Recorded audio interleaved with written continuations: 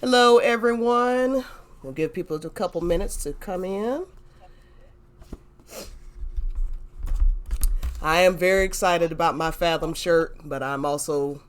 They're going to have to do something about that shipping because $100 shipping is outrageous. Or whatever it Oh, was. I that's don't know if it's crazy. some insane amount. I just think of it as a collector's piece because, there's only one 25th anniversary. I'm like, okay, that's how I'm justifying it in my mind. That's even worse. You're gonna buy it and you'll never even wear it. That's Well, worse. no, I'm gonna frame it and put it on my wall, above You're never. in my collection of stuff. It's a collector's item. Yeah, yeah. It's a I Yeah, also got right. the 25th anniversary, the card set. You know what I'm talking about? You, the trading you game could have card just set. you could have just printed out an image of it. Yeah, yeah, that did Out occur on to your me wall. afterwards. That did occur after the transaction went through. That did occur to me. I was like, I Yeah. could have went to Amazon to make this. No, I'm just kidding. Whatever. It was exciting. I'll be excited to get it. I am gonna wear it and uh take some pictures and stuff in it, and Yeah. then I'll put it Show up. off. Yeah. Maybe I'll even do a little photo shoot. Hell, for 150, yeah, you damn right. Yeah, I might have to get over somebody. a Hey, professional yeah, photo shoot. professional. I'm not even joking. No, I hear you.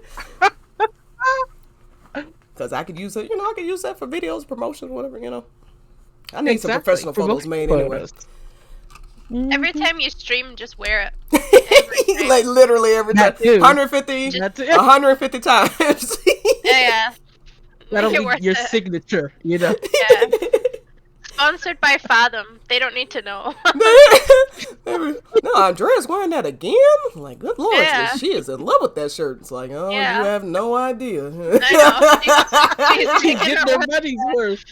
Yeah. Hello, people who are watching so far.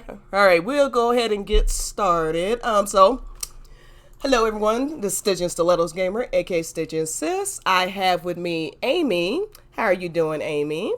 I'm okay. Great. I think the last time you were on my stream, it probably was Maiden Who Travels the Planet. That was a fun It episode. sure was. That was Still one of my favorite was streams I ever did. one of the best ones. Not Absolutely. just because I was here either, just because it was. Oh, it was so wonderful. Oh, it was great. and then Birthdays. and then we had Meza. You would know Meza from my French lesson streams. She's wonderful, Yeah. of course. How are you doing, Meza? Very well, thank you. Thank you for having me once again. Oh, of course, anytime. So, last week we had Lex and also Tifa the Monk joined later in the stream. We were about to end, and then she joined, so we did another hour. It was a lot of fun. We got around page 52 is where we managed to find ourselves before the stream had to end because I was dying of starvation. So let's see. So we're gonna start around page 52. That's where we're here. That's where we are right now. So Tifa's just turned 15. She just met Zangan, and I believe, yeah, Brian has. This is where Brian decides to help Tifa train, basically, which I thought was super cute. Yeah, let's actually kind of start there a little bit. I really like that they gave more time to that Nojima gave more time to Brian and Tifa's relationship because really the only thing you know about Brian is that he's Tifa's dad and he's kind of a jackass because I mean like Cloud's Right. 9 years old, but he's like got the whole trying to get the whole village to hate him and doesn't he So- talk to Brian when he comes? Well, the calm flashback is kind of up in there. It's kind of hard to tell what's happening. That's why I'm really curious what's going to happen in Rebirth. But yeah, he never liked Cloud, so it was nice to see a softer side to him, if that makes sense. That's right. I'm on the Brian defense panel. Oh, I you're Brian I apologist. like. I am. I like Brian. I feel really bad for Brian. I think people have been unduly harsh to Brian. Oh, Yeah, and you know what? You might be right. Actually, I feel like he's another one of the things that Najima is trying to tick off because people have just consistently said Brian is an asshole. He's like the worst person ever. And like, if like you read fan fictions, like so much, pretty much every fan fiction I've ever read has had him as like an A asshole villain. alcoholic. Yeah, like he is like the worst Brian man that has Lockhart, the true ever. villain of FFVII. Exactly. There we go. So Just I like feel his like daughter, this is, apparently. yeah.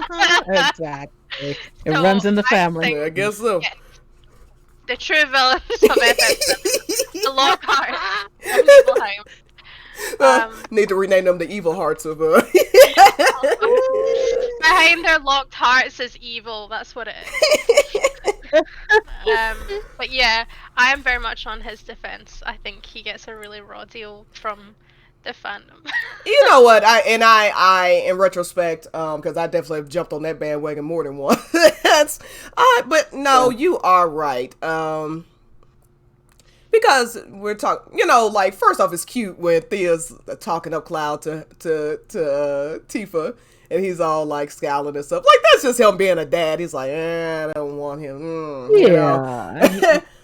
Now there was a little bit of classism happening there too, because like he tries to he tells the other three boys that they're suitable people to court his daughter. We're talking about the item shop, Right. what the item shopkeeper's son. Like that's like in a city that may not mean a lot, but in a small village like That's for the business owner. yeah, like you're a major business owner if you're the owner shops, son. So Actually, wow. it's funny you guys say. Sorry, Meza. You want to say something? No. The only thing I wanted to say was just kind of to back up what Stitch was saying, that here we have really more information. I mean, personally, I can't blame people if you're just going by what you get, let's say, from OG. We see a pretty grumpy, taciturn man. Yes, he's protective and he cares about Tifa. But here we get more, right? We get more context. We get to see more sides to him. We get to see a softer side. We get to see the two of them bonding. So I think it's easier to appreciate Brian and his relationship with Tifa here. yeah, agreed. I don't think though, like when he said that the other boys could meet her, and like I don't think he was saying any of them were good enough for her. Like I never got that impression. I think I'm assuming you're saying when they could meet up with her when she'd hurt her ankle, right? There's a part where he says suitors or something. Hold on, let me see if I can find it. 1 second here. Yeah. Because he obviously asked all. All three of them, yeah. Yeah, see, it says they. Well, okay, maybe there is a rough interpretation there. Maybe I just interpreted it Because one way. I certainly got the impression the fact that her dad had invited all three of them, like, if he genuinely thought that he wanted one of them, then he wouldn't have invited all three. He knew that all three of them would be competing against each other for her attention, thus she's safe from Right. all Well, three yeah, of I mean almost like that is he- what I'm saying though. I'm saying that these were acceptable suitors, not that he was choosing one or the other. I think that would have been left up to whoever made the best boy win. I guess I don't know, but that's kind of how I read it. They had arrived and were searching for a dry place to sit when Tyler appeared. Apparently, Tifa's father had a word with all three of her would-be suitors. Although, is that not just her opinion of what they are? I mean, to him, are they not friends? It's definitely vague. I mean, Yeah. I see what you're saying now. Yeah, it's definitely vague. I have some strong feelings. I've actually liked Brian since before Trace of Two Paths, because I always felt like even before Trace of Two Paths that people were sort of unfair on him, especially on the day with Cloud, because it's like the man literally just lost his wife, and then like hours later almost lost his daughter. He's told that same day that apparently some little shit kid next door almost killed his daughter. Like, I don't think he's given a shit. Like, it's Cloud Stripe, I don't give a fuck. Like, Right. Yeah. What I'm saying is that it kind of reminds me of like, later when we get to Elmira's portion, not Elmira's, sorry, I'm at Aaron's portion, talking about Elmira, when she first broke the news that Clay died, and she kind of loses her temper with Aerith. I don't like it, but I do understand. Obviously, like you just said, he just buried his wife, the love of his life. The next thing he knows, his daughter's in a 7-day coma, and Cloud won't even like defend himself. He's just like, yeah, Right. whatever. I mean, won't give any. I don't know. Well, now it's a more up in the air in the OG, obviously, but since Trace of Two Paths is part of the compilation, I just, obviously this is going to override whatever vagueness or things that happen in OG. So, but yeah, and then Cloud's just like, I don't know, I just did it. It gives no explanation whatsoever. Something to do on that day, I guess. So I totally understand why he was pissed off, but I mean, damn, how long you gonna hold on to that? That's kind of what I was thinking. And he's 9. You know what I mean? Like, it's like I get it, but he's 9. Well, when I read this bit, sorry, Mez, I feel like I keep interrupting you. No, not at all. Go ahead. Sorry, you were just making noises. That's fine. Agreeable noises.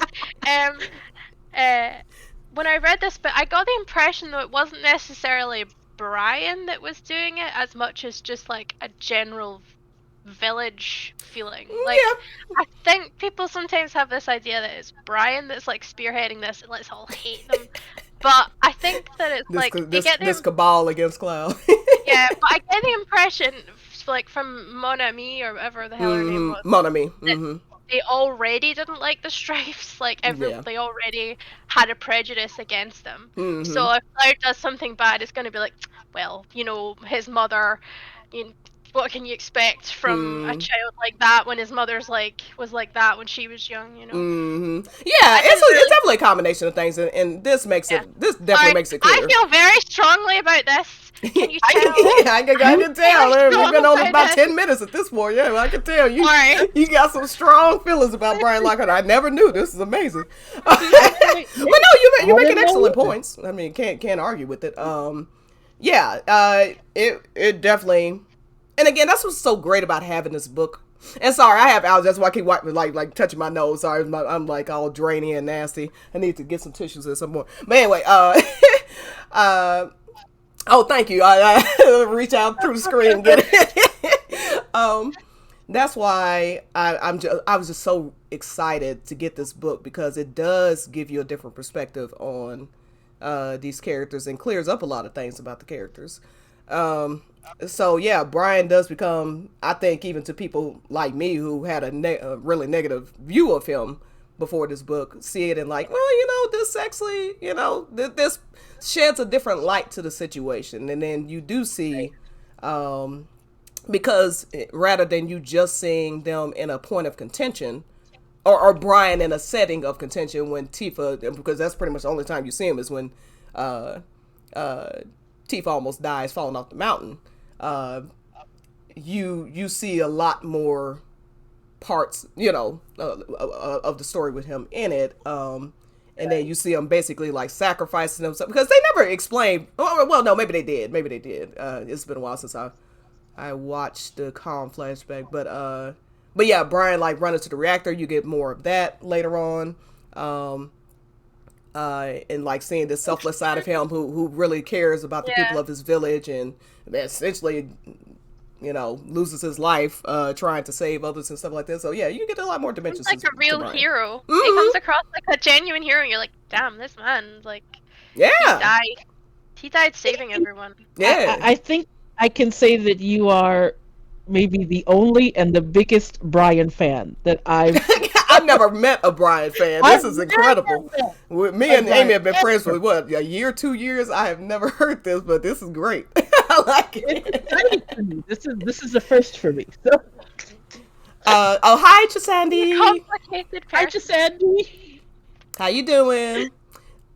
And thanks again for everyone who's joined. Again, this is Trace of Two Paths discussion. We're in Trace of Tifa, covering pages 52 to wherever we end up getting. Let's put it that way. So we'll get as close to 100 as possible. To page 100. Okay, so yeah, so he in the story, so I love that he decides to help Tifa to learn how to, like basically train, and then you get to see that bonding time. It's really sweet. Zangan appears again right around Tifa's 15th birthday, and they have, let's see, okay, yeah, they have their first kind of sparring match here. Oh, that was something I meant to say. I even highlighted it on my little book. Was You it said fancy. I know I'm so fancy. It's all the study things I bought for studying for uni that I never used for uni, but now I've used for this. Um, so it said that Brian was like a skilled handyman and meticulous in his work, and it said somewhere else earlier on about how he'd went out to fix the bridges, and I was suddenly thinking, like, if his daughter went up on the mountains and slipped and fell on the mountains that he presumably helps maintain, would there not be like a healthy amount of guilt involved there? Mm, interesting. Yeah, that's a great point. Uh, Yes. yeah, that's a great point. Mm. Hmm. Plus, I'm sure he just feels guilt in general because, I mean, obviously just like, oh my god, my daughter nearly died because I was busy being sad. yeah, I mean, I think that's also what was going through his mind. I just think a lot of things were going through his mind, like, Yeah. how did I not notice that Tifa and all her friends disappeared? And because they said Our that they had to friends run are back the to tell the worst. villagers what was going on. Yeah, so but again, same day you're burying your wife. It's a distraction to you're a bit distracted to say the least. You know what I mean? Mm. Yeah. Um, I do. Thank you, Sandy. I do. Thank you. yes, Giuseppe said Amy does have good points about Brian. Yes, There you go. I don't know that I'll be joining a Brian fan club, but definitely some great points I about gotta Brian. be real, me either. But interesting points, things to think about. And what I do like here too is even before this passage that we're looking, just a few pages before, you can see that Tifa's training has brought Brian and Tifa closer together. There's a passage, I even highlighted it. I just liked it, where when Brian actually, agrees to help Tifa Hmm. with training, she jumps up from her chair and she flings her arms around him, and it says it's a simple display of love and delight she probably had shown him in years. So I felt like that was interesting as well because you kind of see that for whatever reason on Tifa's end as well, maybe just because she's young, a young girl, Hmm. but there's kind of been some sort of disconnect, not a lot of really open affection. And when she starts training, that kind of opens her up, and she's able to be, in a way, more affectionate and kind to her father. So it's kind of a two-way thing as far as Yeah. their relationship. I thought that was a nice Yeah, detail. and Yeah. it makes sense. I think it's a combination of her being a young girl, and there's just a phase as you're between 8 to 12, like what's the oh, no, sorry, 8 to 8, those adolescent years, Yes. with the father versus the daughter. So you have Mm-hmm. opposite sex, so that's always going to be kind of, but also, in a traditional village like this, I'm sure Thea was the homemaker. She was always home with Thea, and probably Mm-hmm. was closer to Thea. Amy, your camera went out. And Yeah. No, give me one. oh, okay. And so suddenly Thea's gone, and now Brian is having to be mom and dad essentially. And it's just not a role he was. Nobody expects to bear Yeah. their. Because Thea was young. I mean, never expected that Thea wouldn't be around to help teach Tifa the things she needed to know as a young girl and a young woman. So, Right. and then with losing, like with losing your wife, a lot of people throw themselves into work. Like they just Yeah. grief stuff in general. A lot of people tend to throw themselves in work stuff like that. So I think it makes a lot of sense that there was kind of a rift there, and Right. that's why I really like that Zangan helped bring them together. Zangan, yeah, I really need us to see Zangan again in either Rebirth or Part 3 because he did so much to help shape Tifa. He was definitely a great influence on her, and I do like that even though she loses Brian, Zangan allowed them to have a lot of really good memories together before she lost him. So, That's true. Yeah, that's true. Can I say one more positive thing hmm. about Brian? Just for Brian, 80. No, this is the Brian stream today. Brian loves that. Forget I about have all the one. rest. It's just about Brian Brian. Loveheart now. Um, for me, in my Kindle, it's on page 60, and there are several references to it, but basically, Okay. Brian often seems to prepare meals. Yeah, He cooks, right? So on page 60 for me, it says, she realized that her father was already in the kitchen preparing dinner. And that did stand out for me because, like you said, Stage, especially since, um, Thea is no longer there, the so-called woman of the family, and even in a real world context, a Mm-hmm. lot of times when the mother passes away, the daughter sometimes takes on some of those tasks. So if she's old enough, she might be the one who's responsible for cooking. She might be the one who's responsible for the domestic sort of duties. Mm-hmm. So I found that really nice that that wasn't the case.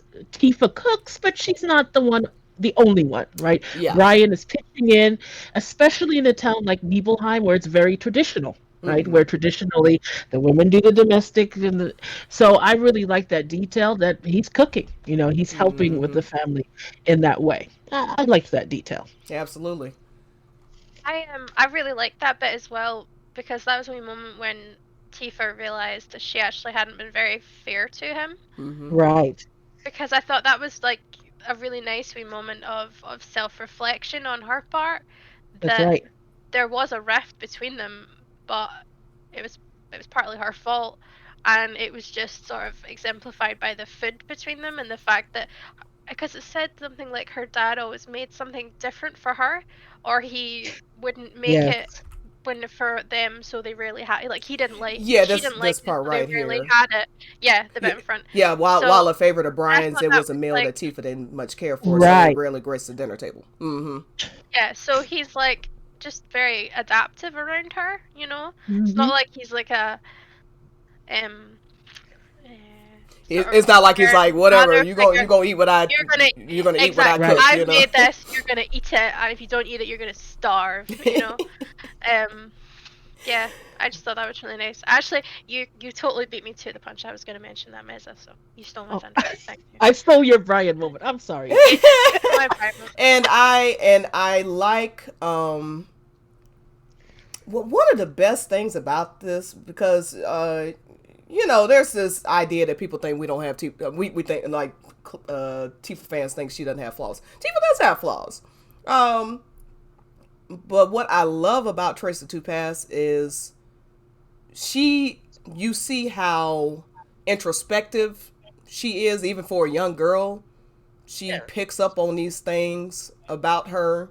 Like you said, or for instance, earlier in the book, it says that she kind of assumed that Cloud must be lonely because he spent a lot of time by himself, and she realized that that was kind of an arrogant way of viewing it, because maybe he just didn't feel like being bothered, and she could relate it, and I think she was envious. Like he just isn't going to burden himself being bothered with things he doesn't want to be bothered with. And again, talking about a young girl, I think I don't know what, I forget her age at the time, but it's just amazing to watch Like her. 12? Yeah, something like that. Yeah, so it's just amazing to see her having these realizations about herself. And so, like, yeah, with the Brian thing, she's like, oh, maybe I'm a little too hard on my dad. And she has these moments, especially after meeting Zangan as well, because Zangan is not just teaching her how to fight, but teaching her how to hone her mind, and hone her control her emotions, and mature as a person. So, it's just a great book. Let's see. Yeah. Okay, so let's see. What else next appearance? And then I've been calling him Zangan. Zangan, I was thinking Zangan, that I don't too. know. I go back and forth. Zangan, Zangan. Sounds sophisticated to me, but for some reason, yeah, I say Zangin. Doesn't It's- sound as Yeah. nice, but It's never been, I don't know. no, it has not. I've never heard anyone say it. No. Like, Yeah. officially. So, Nah. it might be something that after sometime today I might look on Oh YouTube and yeah. see if they have like a pronunciation thing for it, because I don't even know if it's real. I've never heard Zangan anything That's until this right. book. That's right. So, okay, yeah. So Tifa just turned 15, and so at this point, let's see. Yeah, so now he's going to. Okay, so she's having a little sparring match with Zangan, whatever. Okay, no, just say it however you want to. Zangan, Zangan, Zongan, Zongan. Yes. Oh, good lord. And they get into a lot of like Nojima really put a lot He of triggered detail. her. Yeah. He triggered her hard. Yes, yes. Um, because he, like it's clear that he was trying to goad her emotionally. Yeah. And but Nojima put a lot of details about like Lot of the fighting detail. style, and I mean going into like, okay, book 5, paragraph 3, section Right. 3. It's like good, like Right. like how like the details clearly matter to him. Absolutely. For sure. So that's basically what this part is. They have that sparring match, and let's see. I'm trying to think what's the next thing to bring up Oh, here. see, he said, Zangan said that he gave the money to an organization Right. for volunteers, and my brain Right. went, oh, he gave it to Avalanche. I have no idea Oh. if Yeah. that's Kind of. accurate, but he just Oh said it. yeah. I know what you're talking about right here. Mm-hmm.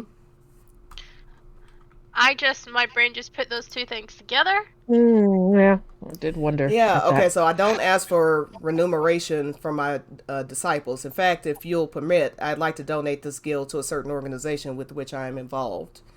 Now, that does bring up a good question. How long has Avalanche been around? Well, it certainly has been around, because Tifa's 15 now. And so that's only five years before. Yeah, they would have been. I'm certain they would have been around 5 years ago. Barrett Also only just wonder. joined after Coral got destroyed.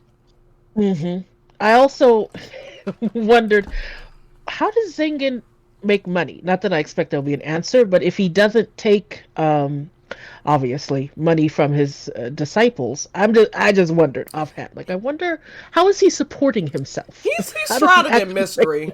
money? Yes, Because exactly. he's I would imagine, first off, just like this, how he's getting a free meal out of Brian and Tifa this night. That helps, Uh, right? Well, I was gonna maybe. say maybe he's like a Buddhist. Mm-hmm. Buddhist monks, they just rely on what they're. Kindness The of. kindness of Mhm. people, I think yes. So like he I rolls into Mhm. town, he's this big celebrity almost, because he's this Yes, great, yeah, the or he has great this master network Zangan, of disciples because I everywhere. think Yeah. Friar Tuck, from Robin Hood, I think it was. Mm-hmm. That was the joke about him being fat because friars were meant to turn up in a town and have like a bag and only eat what was filled in they filled in the bag. Maybe he had a So big if he bag. was fat, then obviously he's getting a lot more food than he's getting in the bag. So maybe that's the idea. He just takes what is going. I don't know. Mm-hmm. Yeah, Maybe it's sure. magic. Maybe he Maybe pulls it's the game magic. Exactly. Chisani said, I just love how this book shows, I think they meant shows the growth both women went through and how similar the tragedies they went through. yeah. Um, Maybe yep, he yep. has guild plus materia, and he just Yeah, kills a lot of monsters. there we go. He makes it happen. That's all we need to know. He makes it work. Another thing I wanted to randomly mention is just that you can see how good a teacher Zangan is. And for some reason, I'm always fascinated with that idea. Like, what makes for a good teacher? And I Mm-hmm. think that Zangan is a very good teacher. I think I even It's listed somewhere in my notes. What I thought made him a good teacher. I appreciate it. I don't know. I really enjoyed the way he went about things. It was very thoughtful. Mm-hmm. So what I liked about him is that he finds that balance between, yes, critiquing Tifa and I'm sure his other students, but also encouraging them. So he's attentive and detailed, but he's not negative, right? So he knows when to encourage, when to critique. I noticed that he definitely customizes his teachings to the student. Yes. So he's finding Tifa's strengths and her weaknesses, and he's developing a style that works for Tifa mentally and physically. And you can tell that he does that with all of his students. So no Mm-hmm. two students are going to be alike. Yes, I like the that. source material that he teaches them the actual fighting style from is the same, obviously, but yeah, he tailors his interactions with the student and how he teaches them one to one, differently for Absolutely, sure. absolutely. Because each person's gonna have different weaknesses, and some things overlap, Exactly, but yeah, Like everyone's their own person, Rakesh. and that's what absolutely. just as a bit of a tangent about the American education system. I think that is something that, in general, when you're talking about teaching, and Meza is a teacher, so this, they make sense that you Hmm. you focus on that part, which is a Hmm. great part. I have a great point, and I have teachers in my family. Yeah, Hmm. a lot of times students will not do as well or even fail out because they're trying to teach That's right. everybody the exact same way. That's And right. I think if Tifa was just going to a normal class, and I don't know that she would have progressed as far, but because he took the time to have that one-on-one time with her Hmm. and get to know her as a person and what Absolutely. she needed in order Yes. to progress. I mean, that's why she's Exactly. a world a world savior at this point. Absolutely. So yeah, Absolutely. so yeah. Absolutely. And then as you already mentioned, Stitch, the fact that it's not just physical, in fact, most of it is mental. Hmm. And I think he's trying to teach her really a way of living, a way of going about life, a method and philosophy that will serve her just in general. How do you go about just handling the challenges of life? And I really like that he took it much deeper than just the physical. Yeah, and of course that's a classic. I mean, not to Absolutely. bring up stereotypical movies, but Karate Kid and stuff like that. They No, A lot it's of it very much so. is, yeah, focused on the mental and maturing as a person. Because one Exactly. thing, Zangan is not teaching her to fight so she can go kick a bunch of people's asses, kill somebody or something. It's about self defense. It's about self restraint. It's being able to, Yes, what I mean. It's not about being violent. It's about right. being able to protect yourself, being able to protect the ones you love, and Exactly. and stuff like that. So yeah, because Exactly. I mean, we don't have a ton of background on Zion, but Right. uh, he definitely seems to be one of those peaceful, you know, Right. peaceful fighters. Like, yeah, I can kick your ass, but please don't make me have to, you know. Right. Exactly. So Chisani said, Avalanche has been around for a long time. Yeah, I just don't know how long, but I'm sure they've been around more than 5 years. But at this point, Hmm. uh, they're Elf. making the crazy Elf. Raven Soldier versions. The head Turk daughter is in the. I don't know what that means. Sorry. And then Yeah, Elf. They're talking about Elf. oh, The okay. And Rufus is supporting them at this point. Yeah. Yeah, Rufus. Isn't it revealed in the Kids All Right?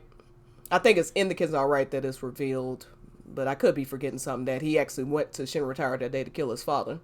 So yeah, he's been plotting against them for he's been plotting Yeah. against President Shinra for a while. I don't blame him. He does not seem like the best father. I mean, I would imagine. No. Oh, absolutely not.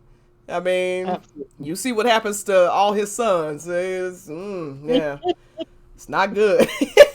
No. Hmm.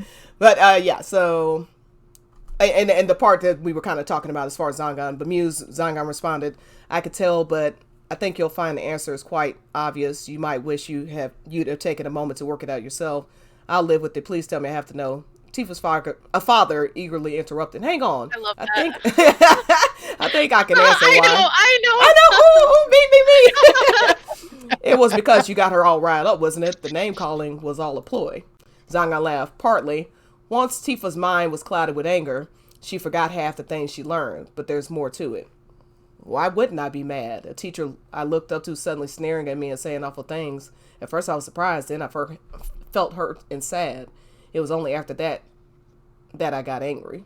So, yeah, this is just going to what we had just been discussing, as far as he, because, for instance, this is reminds me of Cloud, for example. Yes, he has Mako enhancements now. I mean, don't get me wrong. That is not that's no small thing. Being juiced up with Genova cells and Mako. So I'm not saying that, but a lot of Cloud's a lot of what holds Cloud back is not the physical ability stuff. It is the mental blocks that he has. So with the whole, going to save the kids, for instance, and having children, and him all pouting and, oh, I can't help my family and friends. It's not that he doesn't have the physical ability to do it. He killed Sephiroth twice, but it's that mental block that he has, and so Zangan can teach Tifa all day and night these techniques, but if somebody can get to her that quickly, just saying something rude to her and she's flying off into a rage, that doesn't, and then you're forgetting everything that you you learned. And it's not just Tifa. I just mean I'm sure he does this with all his students to some degree. Right. The mental part is more important than just learning the physical stuff to me. I was thinking about Rakesh and how he said for him it's temptations and like exactly. Like what does he like throw hookers at Rakesh or something and see if he like says no? Like how does he tempt Rakesh? Oh my god! I don't even want to think about it. I don't know what he saw in Rakesh, but he was just he was. I'm sad to say he was not worth the time. No, he was having a bad judgment day that day. Yeah, clearly. Okay. I don't wait to fight. Okay. Yeah, so and if I skip over something that y'all have notes on, just let me know. I'm just going ahead. Okay, so and this, I love the cord. So Zangan gives Tifa a cord and you see her wearing it in Crisis Core / Reunion. I was gonna say CCR at this point because we all know it's a remake, whatever. Okay. And so basically she's supposed to tug on it, is it? Yeah, it's a letter bracelet. Yeah. Mm-hmm. Yeah. So when she finds herself basically getting angry or losing focus or whatever, that cord is to remind her to keep her cool, which I like a lot. I had a slight problem with him doing that though, right? Because one of Tifa's issues is that she can't express herself, and that she struggles to express how she's feeling. True. And I was like, is this partly why? Because every time she felt emotion, she was encouraged to constrain it. Where in the future, if she had been more comfortable just expressing how she felt instead of just not feeling, she actually would have dealt with things a lot easier. Yeah, I agree. When I was reading this, but I remember thinking, he's not really teaching her how to deal with it, really. He's just teaching her not to feel it. Just kind of suppress it, in a way. Just cut it off. Yeah. Now, I wonder if this is just in the heat of... Well, maybe he intended this to just be like when she's in a battle? A temporary situation, yeah. Yeah, I don't know that he was saying never feel anything. I mean, I'm sure that was not his intention, but maybe she took it that way to some degree. I was just thinking, sorry, why don't you go, Mesa? Oh, no, sorry. So there's a little... I agree with you, Amy. But to Stitch's point, I'm on page 70, where he says, anger is no sin. In fact, at times it may prove an incredible source of strength, but you must always be the one in control, not it. Oh, So very that is a Kratos. Yeah, portion it's very where he Kratos what talks he's saying. to Because balance. But because sorry, I'll be real quick, because Atreus says to Kratos, well, you get angry sometimes. He's like, yes, but anger can be a weapon if you use it. I think that's more of it, is don't let somebody get you out of your game. If they make you mad, turn it into strength. But right. but it does have that kind of backlash effect to a degree, because Tifa, Right. first off, just as a woman, if we get it, Exactly. as a woman, as a black woman, if we get a little emotional, oh look, are you on your period? Yeah.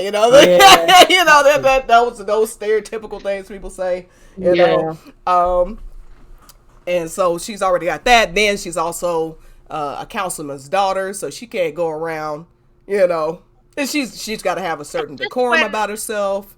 when she was talking about when with the boys, and how she always felt like she had to sort of go along with everything, and she was envious of the fact Cloud would just be like, Yeah, "Don't give a fuck," exactly. and he'd just leave.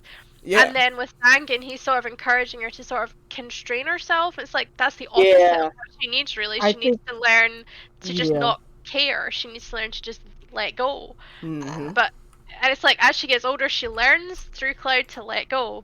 And it's like, in a way, I feel like he's kind of giving her the wrong advice here. I agree that on a surface level, it seems like good advice for most anyone to be in control of your Yeah. emotions. Don't let your emotions control you. But I think specific to Tifa, I do think there was an oversight there. Maybe he's not aware that it's something that Tifa struggles with. But I think for Tifa specifically, the advice needed to be different. Mm-hmm. I Yeah. think that she did in a way need to be pushed to when it's appropriate. There are times when anger is Uh-huh. appropriate to push her actually to express that anger, to express discomfort. But and also I agree that also there's an aspect as being a woman or a girl particularly in a way to be told that you need to dampen your anger. There's some problems with that. So I do Mm-hmm. agree that I think there were some oversights in his advice specifically to Tifa. In this very Yeah. specific instance, yeah, like it was a double-edged sword. Let's put it that way. Yeah. On Yeah. on one hand, advice that could very well save her life in a heated battle. Right. On the other Right. hand, when it comes to you know stuff that, for instance, when she gets into domestic life with Cloud, she Hmm. vents in that bedroom and having children because she's been holding it in, and this is a problem with Cloud and Tifa both. They, the whole words without feelings is really sexy when they're banging under the high wind, but when you're doing a day to day life, and Yeah. You really need the and words, guys. Cloud You is need work bottling with up that. feelings of Mhm. what if I can't protect my family, and he's just bottling it up, and she's bottling it up. Like for instance, she wanted him to work less in one part of On the Way to a Smile, but she felt it would have been selfish of her to say that. But Cloud just needed to know he was needed too. Does that make sense? I Yeah, think if like, they'd have done it they more. had Hmm. they had the answer to each other's questions. They had the solution to each other's problems if they just said Opened the their things mouth. the other person wanted to say. Like, Yes, he wants to I feel, need you could have gone a long way. yeah, It's not he that they wants to don't need feel each other. needed. She Mm. wants him to know that he's needed. She just has to open her mouth. He just has to open his mouth. Just Like talk. speak, children. And it's not just about that. It's also, for instance, chapter 13. Like the reason, which of course it led to the hug, which I absolutely Lovely. love the hug. So We all don't love get me the hug. wrong, it led to one of the sexiest moments in the game. But in chapter 13, Barrett is telling her to hold on to this anger and, like, channel it, basically. Say almost what Zangan was telling her. That's not what she needed in the moment. She needed to cry. She needed to let it out. And I just love that after the hug, and she's like, "Oh, I know it's stupid to cry." And you know what? That line, maybe that's partly what's going through her mind Was I Well, told her I was about controlling actually her gonna emotions. say, Mm-hmm. because I'm sure in the rest of Traces of Tifa, there's a few times when people are rude to her or say inappropriate things, and she like yanks on the cord, and it's like, Mm-hmm. Mm. just tell them to shove it up their arse. Like, that's all you need to say, and there's no shame in being an upset or angry with people. And again, like with Avalanche and stuff, that they're Meryl says it, when she says, Tifa needs like a true friend and she needs someone to really see her. Mm. And Mm-hmm. Mhm. Cloud sees it instantly. Remember when she's like faking a smile and he looks at her and he's like, Right. It's like Yeah, at the Tifa. end of chapter 4, Yeah. he's yeah, like, as Mhm. okay, sure, yeah, you're fine. oh Mhm. yeah, You when he know, when they're about to go back to the bar, she's all doing it. Yeah. she's like, How about a nice, Oh, we have refreshing a drink. cocktail And from then yours he's like, truly? And he's he's like, Tifa. like, Yeah. and he's like, Tifa. She's like, yeah, I'm feeling it too. She just immediately I goes know, into a she just depression. It's like, gets girl. rid of it, yeah. Right. But yeah, like, Mm-hmm. I feel like there's a lot of that sort of her being told to Yeah. That's herself. true. So Uh, this was a very circuitous way of me coming back to saying, I feel like it comes back to him then saying that she should contain this emotion that she has, when actually throughout the entire series that's been her problem, Mm-hmm. is that that's she's true. containing her emotion. And it's like, actually no, her heart is already locked. Jesus. like Mm-hmm. like she Yeah, needs the exactly. opposite. She needs, but then again, like we just said, Sangin got Rakesh wrong. Mm-hmm. Yeah. So perhaps And this is him. and I think it really is about finding that balance, because I would say that, for example, Amy, when you mentioned the fact that yeah, Tifa is often disrespected in Midgar, but I do think realistically that there are times, I'm going to say again, especially as a woman, when you have to measure the Yeah. risks and the advantages. It's not fair, but where you have to, for your safety, Yeah, I sometimes for mean, your she was physical safety. 15 when she got the Midgar. I mean, she's by herself. Yes. She's severely injured. you know, You, she can't run I think around picking yeah. fights with people. you No, know. I think it's a real world thing as well, that sometimes there are several reasons sometimes why you choose to be quiet. Sometimes it is fear, but Mm-hmm. Yeah. sometimes it is protection for with good reason, because if you, even though you have a right to, if you speak out and you say, "Hey, don't do that. Don't touch me. Get your hands off of me, creep." Mm-hmm. And the other person responds negatively, now you may have a physical altercation with someone who may or may not be several, times your size or stronger Mm-hmm. than you. So I think, especially as women, there's this, and in a place like Midgar, that's very dangerous. You Mm-hmm. have to weigh sometimes your response. Is it worth it? Am I willing to? Sometimes I think you choose to keep quiet, not out of fear, but out of Well, protection. yeah, protection. It's just a survival tactic in general. Like I'm Survival sure, tactic. I'm sure a Mhm. lot of people in the bar come in, and just like how her friends, they would make comments, kind of hitting on her, and she get the impression that they were trying to start something romantic, Yeah, and she I mean, just kindly changed the subject.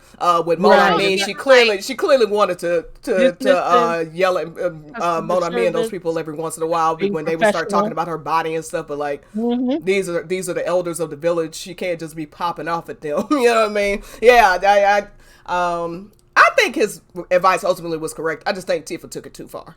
and, That's what it is. and Yeah, I think it was yeah. just due to some immaturity on her part, because nobody said when you're, in a relationship, don't tell your partner how you feel, because you pull on a cord instead. Like, that wasn't the point of his advice. I think it's also you know. just Tifa's personality. She's a very thoughtful person, very Mm-hmm. sensitive and very introverted. And I think a lot of Mm-hmm. times when you're that way, you analyze things very deeply, and that includes always being concerned about being rude. I really think it seems to me that that's just Tifa's way, Yeah. that she's kind of, since a very early age, like you said, she's very introspective, but that also can mean that you almost overanalyze things, and you're always afraid of the effect of what you do, and how other people are going to perceive it. Yes. So I think that's Mm-hmm. just the personality trait really with Tifa, Yes, it seems and to me. now it's that portion. Now Cloud is super like that with Tifa, but everybody else he Mm-hmm. don't give a damn. That's But you are right. That introverted quality mm-hmm. about always Mm-hmm. like that's how he is with Tifa. That's why he just immediately assumes in his mind that Tifa must hate him. She never gave any Mm-hmm. indication of that at all. Mm-hmm. That's why he was surprised she came Mm-hmm. to the water tower. I was like, yeah, she came to the water tower. Of course she did. She likes Mm-hmm. you. Right. um, but he has Yeah. always had a super major overreaction in anything Right. involving Tifa. So Just kind of overthink things. yeah, Yeah. he way Um. overthinks stuff. But what I was going to say is, but In your head.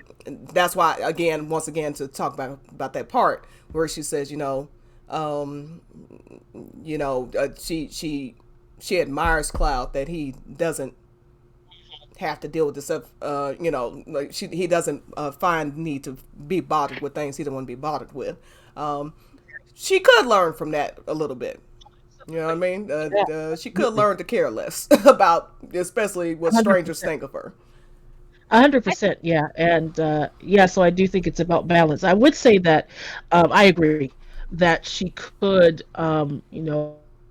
push herself to step outside of her comfort zone and not be so afraid of insulting others or not being polite or not, and just being more honest about her feelings. But on the flip side, I do see a good thing to it. I think part of why Tifa is so dependable and consistent and solid is because she does know how to control her emotions. Because Mm-hmm. Tifa, like almost everyone else in Final Fantasy VII, she's been through so much. But whereas you have certain other characters like Cloud or Barrett or they react to their trauma in a very obvious, sometimes dysfunctional way. And Sometimes, Tifa, Jordan. sometimes, but slightly dysfunctional. And Tifa, she's been through a lot as well, as we know, a lot. But she's one of the few characters who's able to maintain that equilibrium and not let it negatively affect her behavior. She Mm-hmm. remains really centered and calm. And I think that that does come from her tendency to think about things, to think about, well, if I do that, even though I'm feeling what I'm feeling, how is that going to affect other people? And that helps and keep her and and balanced. ultimately So, with this benefit, me, hmm like, yeah, getting angry feels, trust me, as somebody with anger issues, flying off the handle feels great sometimes, but then it's like, what are the consequences after yes. this? Okay, so I felt great for 10 seconds, but it's just like these people you see Mhm. breaking everything in their damn room when they lose a Call of Duty battle. It's like, okay, yeah, it It's felt like, great to you have break to your figure it damn out. Xbox, but now you don't have a damn Xbox. Like, okay, so it wasn't the smartest decision. Um, Yeah. and It probably. mhm. Sorry. No. Oh, and one more thing, and also this, if I so for instance, when you're going through Midgar and remake, um, like in chapter 6, they realize that the computer thing isn't working or whatever, and Bear's like, damn it, the computer's not working, and Tifa's like, hey, actually, there's a thing right here on the wall that says exactly what to do. She, just like how Cloud in the heat of battle is able to, Right. Yeah. like, he doesn't let the heat of battle, except for with Sephiroth. He Right. he he doesn't do too well for a while with Sephiroth, because of all the emotions wrapped up in it with the Nibelheim Wow. stuff. But I in think general, that's you can see it acceptable. from chapter 1 that Hmm. with the Scorpion. Okay, oh, this didn't work. Okay, let's try this strategy. Let's try this strategy. Right. Tifa's just like that in general. She's always observing Right. and thinking, okay, what's the next strategy, and she's very strategic as well in her own Hmm. way. Yeah. I suppose it depends on your own personal experience, but I guess I see a difference between controlling and suppressing, and I I feel agree. that Yeah. what Zangan is proposing here, in my opinion, is more suppressing Yeah. than controlling. And I think Yeah. controlling is very beneficial and should be encouraged, Mm-hmm. but I Yeah. think that I think you're right. I think that's probably not a long-term strategy, and it's more of a sort of you should try and do this first, and then gradually you'll learn how to do something different. But Yeah. certainly, as I was reading it, I thought this just sounds like you're No. suppressing your emotions, and I don't know how healthy that really is. Hmm. Hmm. Um, and she is very introspective and whatnot, but yeah, I don't. Yeah. It No, just I, depends on the I kind of agree person with you you. are, but I just felt it was very much a suppress your emotions. Don't don't connect to them, and I wasn't sure how comfortable I was with that. Really, Well, and I it's guess. not that. I mean, it's not like Tifa's. I don't know because it's not like Tifa's emotionless. It's just, I guess, more don't. If he's saying suppress anything, it's suppress anger. He's not saying like a suppress all emotion. I mean, Tifa shows plenty of emotion throughout the Oh story. no, I'm not saying like she doesn't, but I think it makes her sort of shy of Mhm. her. It I makes her, Mhm.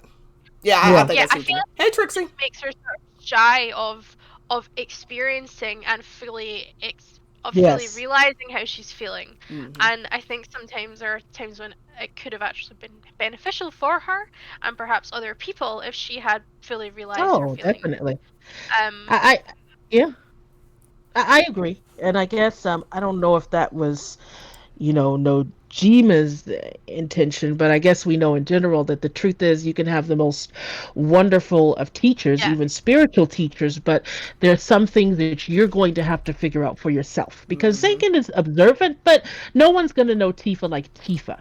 So she truly knows what her true battles are, and I guess it's something that she can work on if she chooses to, which is Zangin's given advice that can be good if you take it and customize it to what works for you. So I guess it's going to be up to Tifa to find that right balance, like you said, of control versus suppression. Because I Mm-hmm. agree with you, there is a difference, and I do agree that I don't think that she always finds the right balance. I think that that's one of her I challenges or struggles.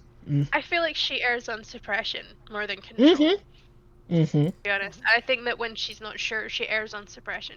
Oh, for And I sure. don't think that's good. Really, Mm-hmm. I don't think that's a good thing for your mental health in the long run. Mm. Mm-hmm. Oh yeah, Mm-hmm. Cloud, yeah. We'd Cloud agree. knows all about that. Mm-hmm. He is a living example of why suppression is bad for your life and everyone else's, apparently. Yeah, Mm-hmm. it's more like Zangan didn't cause the issue, but while the No, advice was mostly good, it did It, add to something that Tifa already struggled with. absolutely. You know. Absolutely. Yeah. Hmm. All right. Yeah. So he talks about. I love that he mentions her speed being unmatched. I mean, her speed is freaking insane in ridiculous. in remake. Only person that might be faster is Yuffie. I don't know. I mean, it's hard to tell. Oh, Mm, she was, yeah. yeah. Imagine getting Hmm. those two to do a sprint off. That'd be amazing. Guys, run! Ready, set, go. Mm. I'm I hope that we do not just to see Zangan again, but also if we get some lore behind him. Like, is he also from Wu Tai? Speaking of Yuffie, is he also from Wu Tai?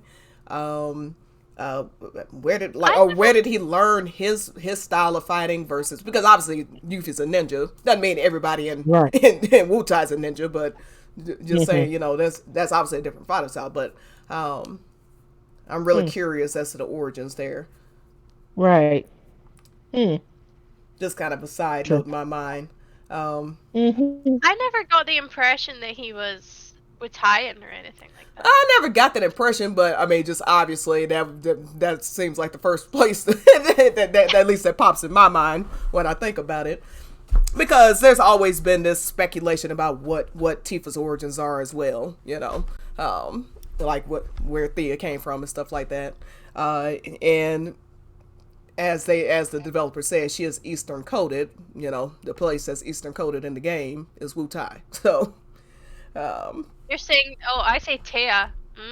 Another difference. oh, Taya. Are Taya. you saying it like how? Mm. Because it's a name from Greek mythology, right? Yeah. Yeah, it's the Nightmare was telling me this yesterday. The moon. The out of the son, the daughter of the moon, something or other. I forget exactly what she told me. we Yeah. we were just talking about A moon.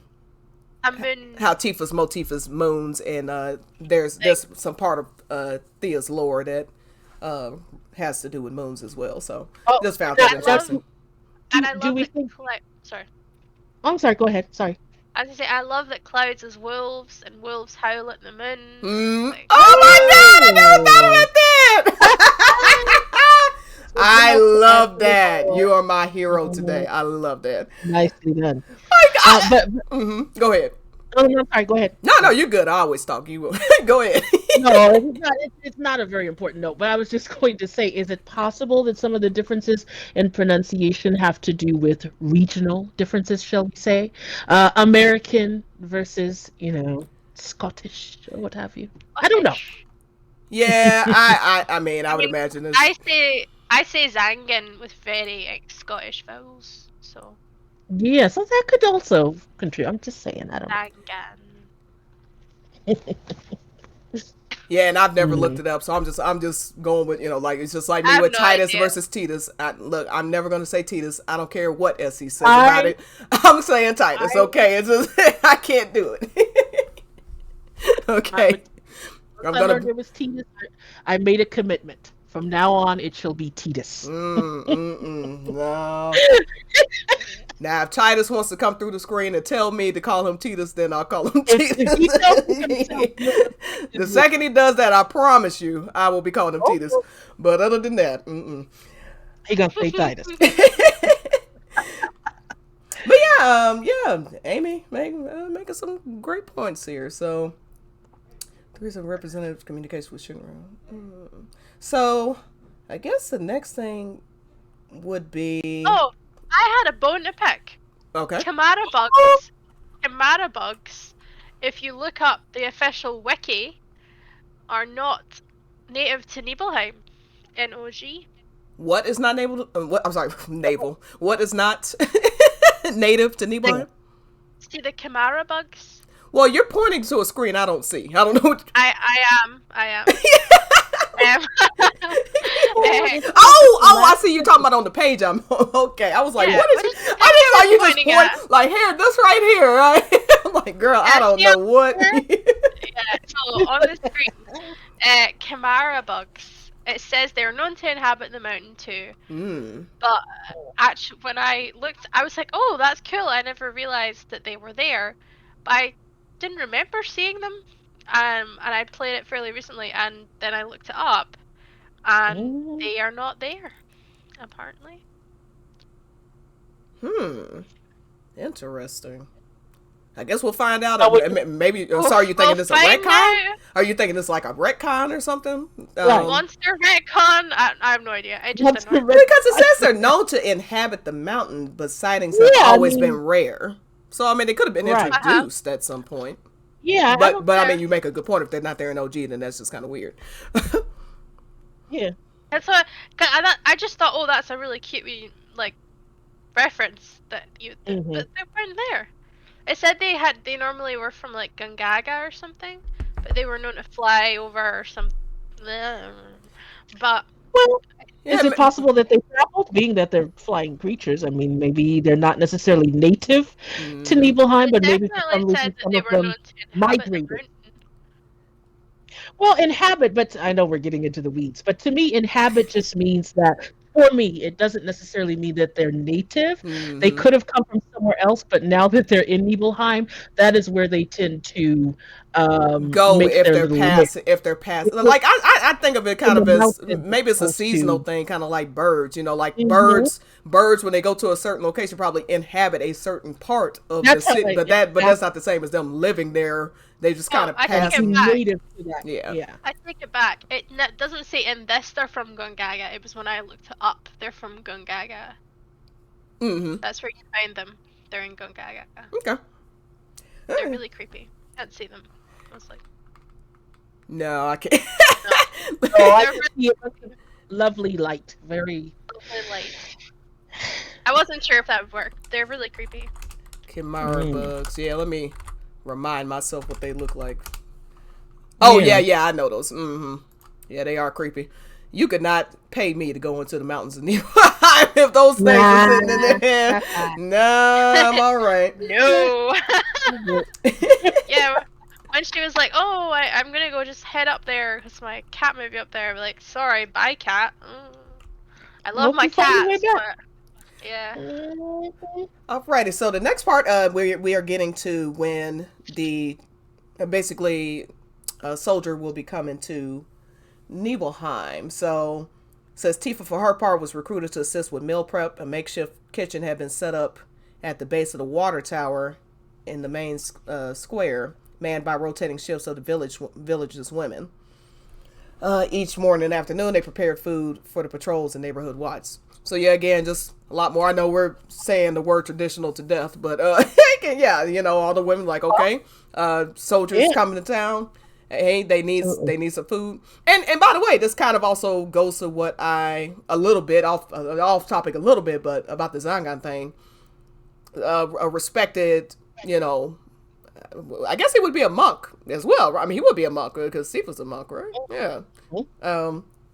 As somebody like of a wanderer. Mm-hmm. But somebody of that stature who is respected, I'm sure gets free room and board and meals all the time. Yeah. So yeah, you would think so. Mm-hmm. Yeah, I don't think he really needs a lot of money.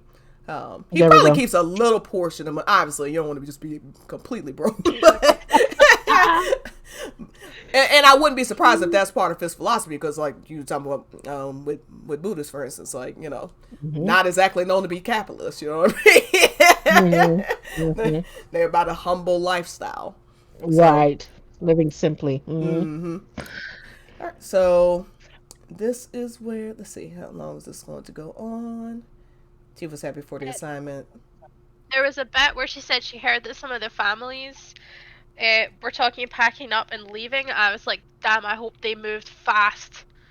I hope they moved damn fast.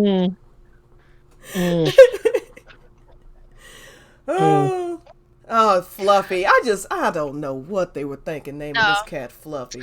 I think I'm on the outs for this because I don't think I have a problem with the name Fluffy. I really don't, if I'm honest. I know care. I'm like the only one, maybe, but I'm like, whatever, Fluffy, whatever name they want to choose. Fifi, Fluffy, Foo-foo. Fifi.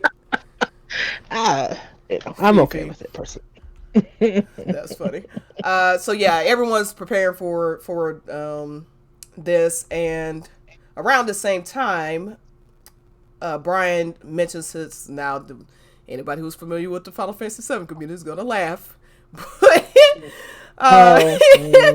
Brian's let's see, Margot. Yeah, okay. So he says this is about Tifa getting her cowgirl outfit. So yeah, you remember old Margot? Yeah, Brian reached up an arm to wipe the sweat from his forehead. Apparently, these were some of her daughter Yasmin's favorite outfits when she was younger. So Brian grew up with Yasmin, and one of the outfits in there is her cowgirl outfit. So right before the troops come, she's kind of looking around. It's like, oh, this would be cute to wear. Also, Cloud is mentioned here. Let's see, the day after tomorrow, the 22nd. So if you have World Previews does show that they do arrive in Nibelheim on September 22nd. The Nibelheim incident occurs on October 1st. So they're in town about 10 days before it happens. Let's see. Yeah, they have tomorrow, the 22nd. Shinra says they're sending an investigation team. I think it was our latest report. They finally put their butts into gear, about the monster that looked almost human. And I'm willing to bet a whole lot of gil that this team they're sending isn't just for appearances. Mark my words, they're going to send soldiers. Soldiers. Suddenly, she was atop the water tower again, 12 years old, and heart beating fast during a midnight rendezvous with Cloud Stripe. Almost like I could imagine, just as they had in Remake when Cloud's memories kind of get triggered and he remembers the water tower. It's like Tifa's having her own version of that. She's like, oh yeah, the promise. Flashback. More than 2 years had passed and she hadn't heard a word from him. She believed the memory was sealed away deep inside. Deep inside. Secret is sealed up. No one can ever know. Tifa could not be more obvious with this stuff. Like, oh man, I'll tell you, we are not prepared for whatever he has waiting for us when we get to Nibelheim.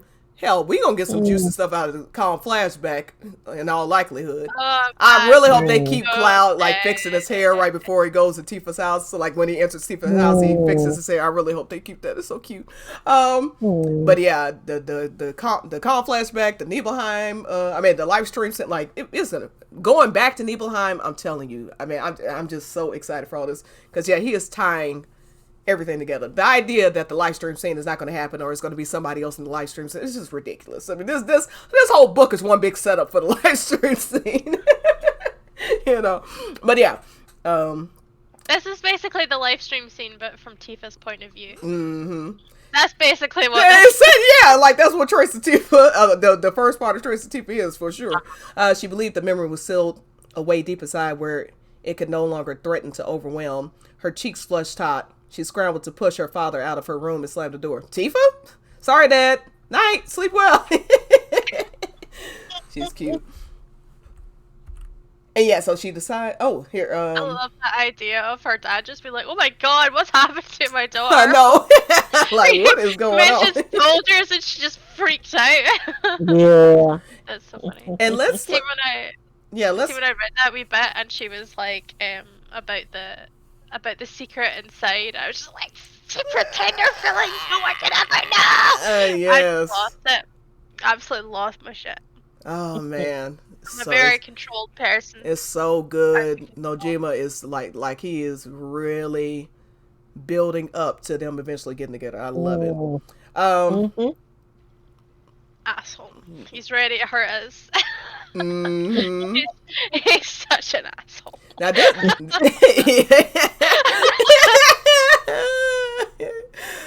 Oh, okay. So now this is an important part. So this is page 77, at least on my Kindle.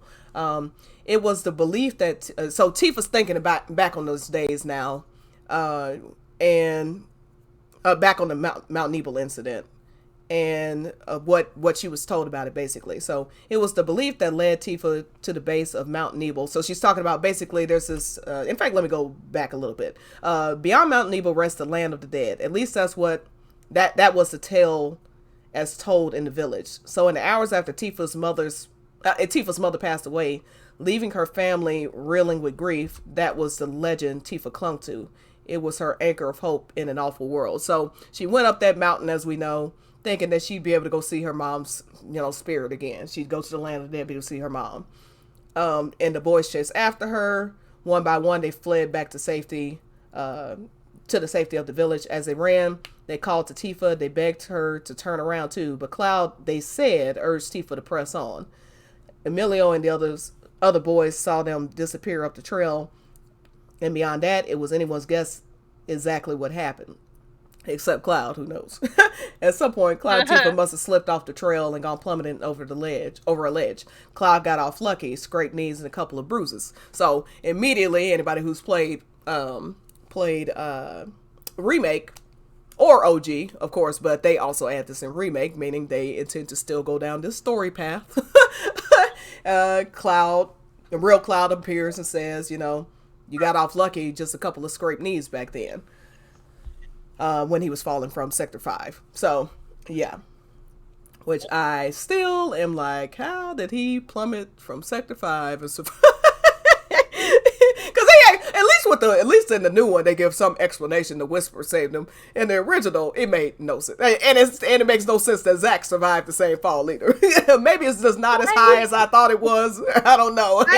No, it seemed pretty darn high. I read something which seemed to indicate, at least to me, that because the church is a place for the live stream, that place, not that it, that sounds ridiculous, not that it attracted them, but that when they landed on it, it was like a soft place to land, like it was a safe place to land, It's a shame in the original Crisis Core that it made it look like Zack landed on the floorboards, which they fixed in Reunion.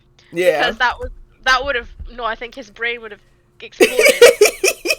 But yeah, there's no amount of Mako enhancement that would have saved him on that one. Yeah. No. But I certainly got that impression when what was I reading? I don't remember. And by the But, way, mm-hmm.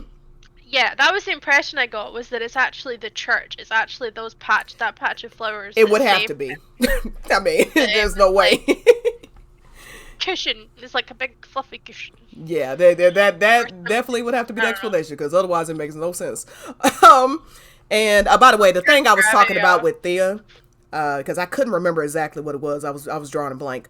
Her Thea's daughter is Selene, the goddess of the moon. Yeah. So Mm-hmm. yeah, Yeah. Thea Tifa's the goddess of the moon in that analogy, Mm-hmm. obviously. So so that's really cool. And I love what you said about Cloud's thing being a wolf and howling at the moon. I love that. But yeah, so what now? One thing that is said here, because it really doesn't go into this in OG, and I don't know, I guess it's a distinction without a difference sometimes. What do you call it, a retcon, or what do you just call adding to the lore or whatever? They don't really address what Tifa said or did after she woke up in relation to all this. But Nojima does specify here that Tifa tried to, like, she knew that she went up on that mountain on her own. And the story that Cloud was telling never really made sense to her, which I found interesting. So the grown-ups organized a search party to locate the two stranded children, and after Tifa was carried back, Cloud didn't offer any contradiction to the tale as told. So basically, they really boxed Cloud into a corner, because Emilio and the boys, and I mentioned this on another stream too. Emilio and the boys all immediately said Cloud is the one that told her to keep going, and that's why they didn't bring her back. So basically, they're trying to give an excuse as to why they left her up there. and then, what is Cloud gonna do? He comes back, and everybody's saying, "Why did you drag Tifa up there?" And what he's gonna say? No, actually, she went on her own. Like, and then throw her under the bus. He was never gonna do that. So that's why he didn't offer any explanation. Right. And so Tifa is right. He was protecting her. Let me read this, and then we can go into this, because this is an important part. So it was strange, though. When asked why he'd encouraged Tifa to climb, he just shrugged his shoulders and said, "I don't know." Tifa had no memory of any of it, but she knew her decision to keep climbing the mountain didn't rest on anyone else. She wanted to be there. So when she woke up, and it doesn't mean that she remembers what happened, of course, but she does remember why she wanted to climb up that mountain. Yeah, she remembers the before of it. Yes, exactly. The motivations. Yeah, certainly. I'm sure she had been thinking about it for hours. I mean, she's been sitting there. So she wanted to be there. So when she woke up and learned what had happened, she apologized profusely. The villagers took pity on her, knowing she just lost her mother, and focused all the blame on Cloud instead. And so in this part, what you were talking about, Amy, earlier, you are right. Now, I would imagine Brian is also one of the people that was blaming him, but it was the entire village who had just decided that he was guilty. In time, they had forgotten the good fortune. Strafe boy. Mm-hmm. In time, they'd forget the good fortune, the fact that Tifa suffered no lasting effects beyond the lapse in memory of an already grief-stricken day, and retain only the bad.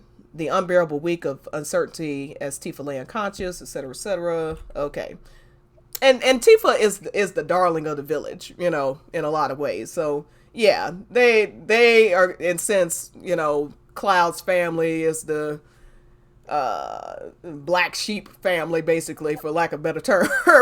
I think in the villagers' mind, it was easier to just blame Cloud than to take Tifa at her word that she was the one that wanted to climb up that mountain.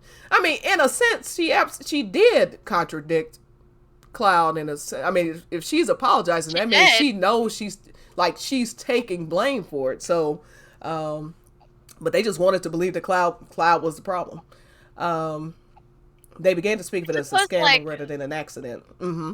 Yeah. I suppose there's a whole bunch of reasons why they would blame the Strifes, because there's no father, mother was a wild child. The father was a wild child, according to Mona. Yes. And not even of the village, and then he left off. Nobody knows what happens to him, or he probably left them. There's all sorts of scandal. So them treating it like a scandal. Oh, another thing for that dramatic family. Exactly. Yeah. Exactly. And I think that's also why, because I love the part where Mona Mi starts talking shit about Cloud, and she lets her fall on her ass. But like for them to, I think it really bothers people for them to be acting like this event is the only reason they don't like the Stripes or something like that, you know, or using her almost dying and her mother's death and all this to pile onto Cloud and his family. It clearly bothers her.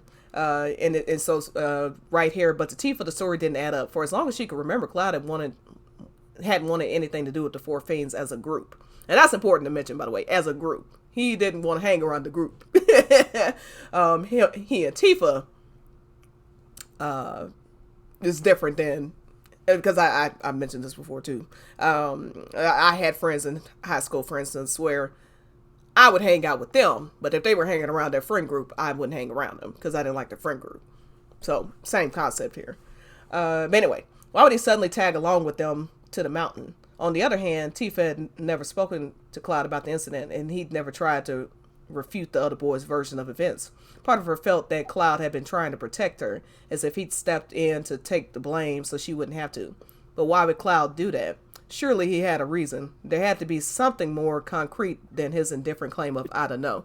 Yes, because he's in love with you, girl. That's what the reason is. This reminds me of a quote out of Ultimania Omega, talking about the water tower thing, and it like kind of mocks Tifa a bit. It was like, it mentions that she doesn't realize why he did it until the live stream scene. Why he asked her to the water tower, and it said, could Tifa really be that dense? I think when it comes to love, like these two are a couple of dummies sometimes when it comes to love. Oh, which is cute but frustrating too. It's like she knows that Cloud is like she's like, this doesn't make any sense. You just out of nowhere just one day decide, oh hey, let's all go hang out and let me almost get Tifa killed. It didn't make any sense. And she knows Cloud's trying to protect her, but can't figure out why. Why would this boy, who doesn't talk to me any other time, suddenly decide to do this one thing? A pretty massive thing, too. You know, I would say that probably in Tifa's so-called defense, that Cloud, as we know, is not the most communicative. So for her point of view, it is a very hot cold. I mean, we know why. We know that it's actually because he, has feelings for Tifa. That's why he's so hot cold.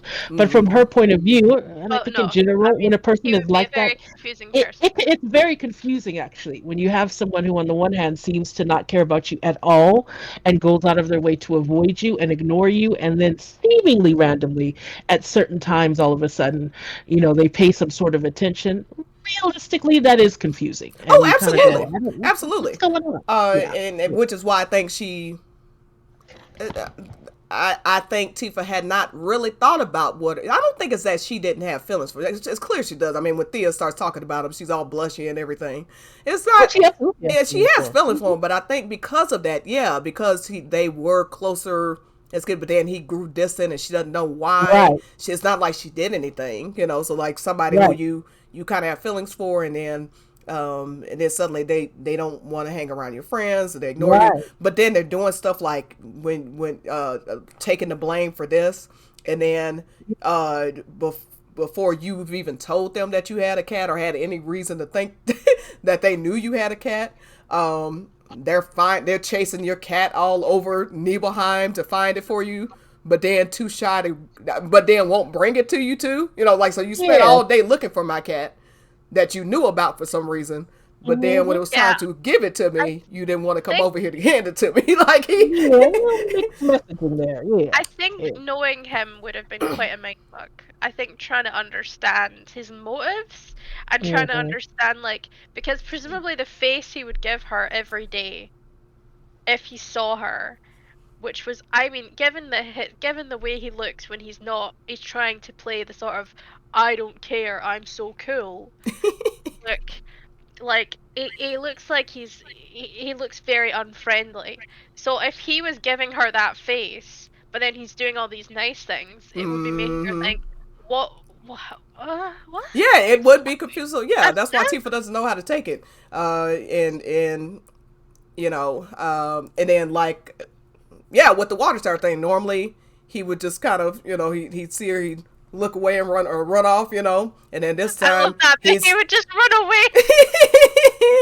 But then out of nowhere, One day It's so he's pathetic. gazing in her eyes and he runs up to her so quickly that he nearly bumps into her. And then whispering in her ear, "Meet me at the water tower." It's like, okay, what is happening here? So cute. Making her sorry, that promise. But then, he disappears in the middle of the night. I just love that she wanted that hug and she cried because she couldn't get a hug from him. And then she got her hug in remake. It's so cute. See this last bit when it says maybe enough time passed you could finally bring it up maybe the next time she saw him.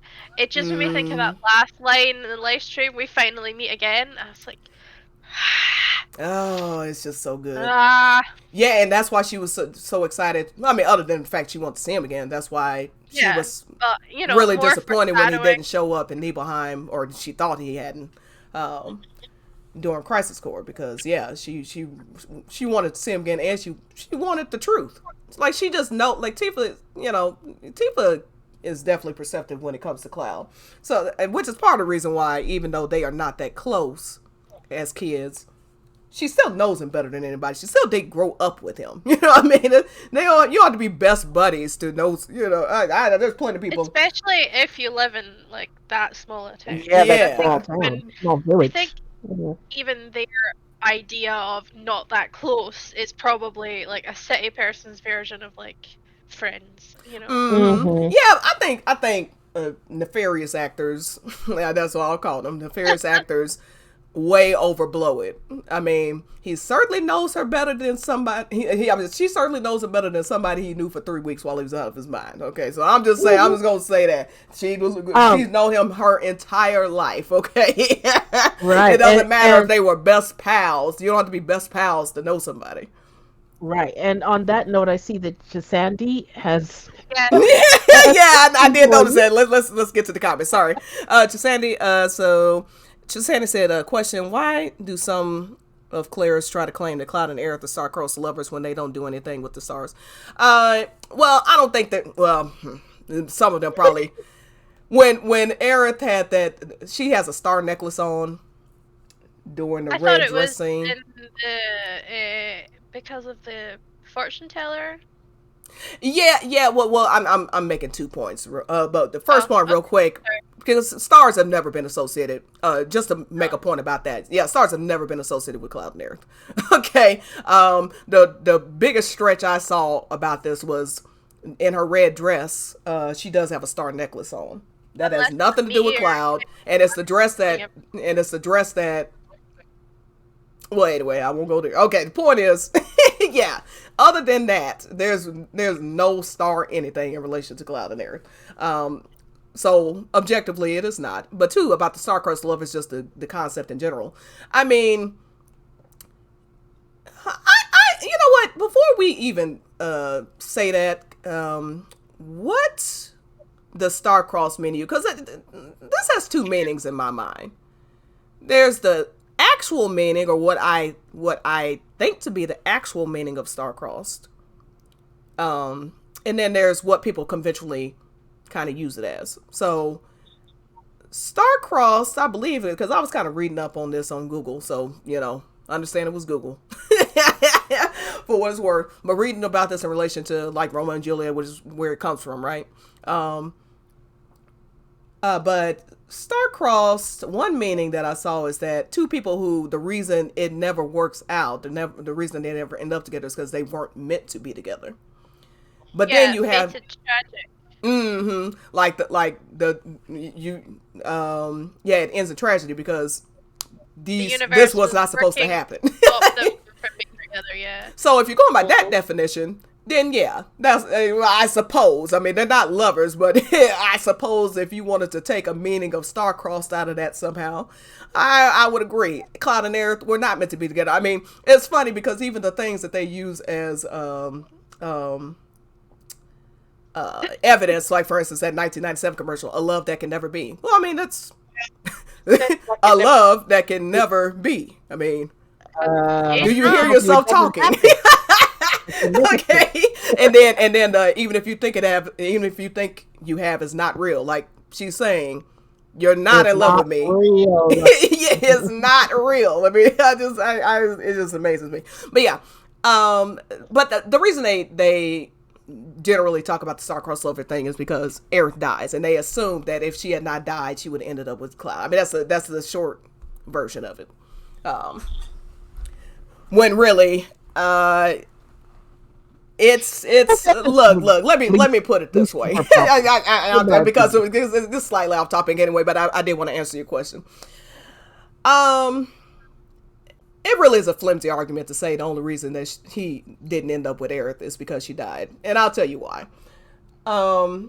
If she was really his lover, I would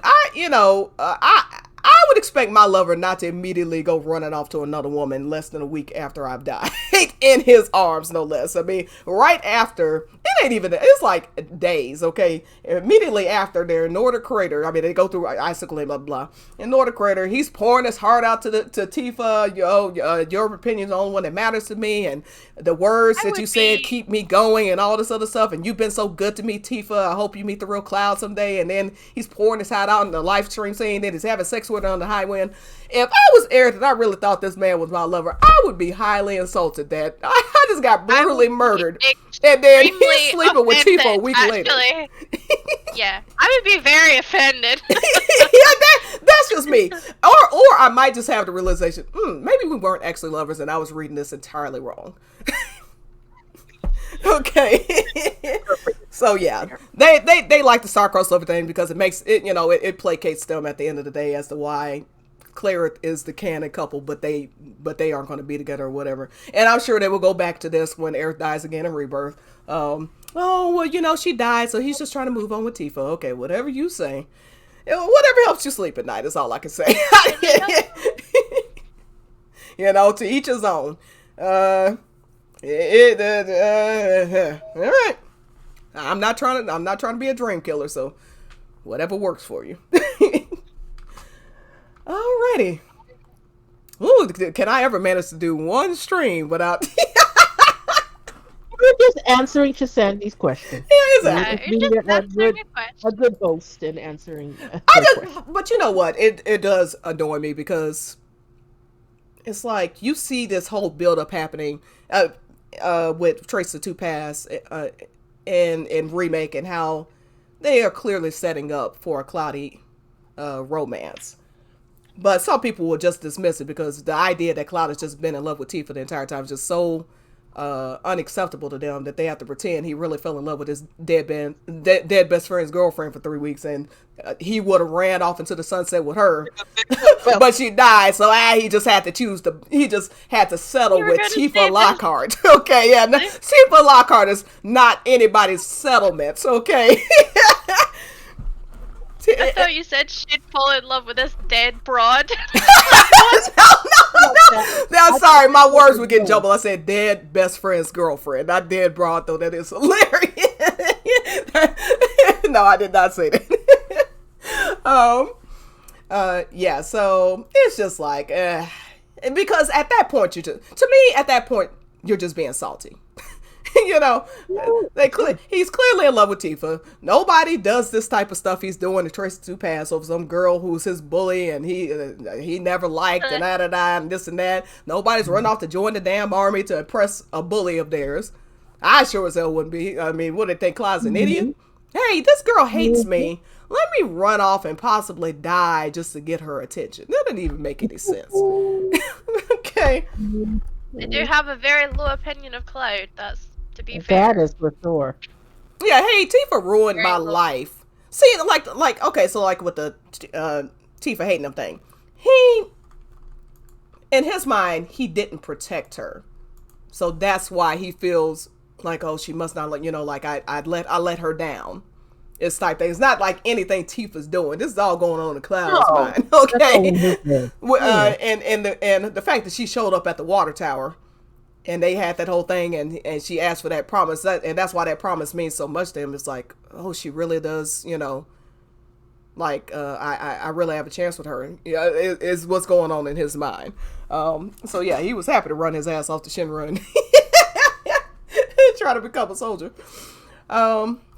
Anyway, but yeah, I like that. I like that Nojima shows that she never really bought that story from Cloud.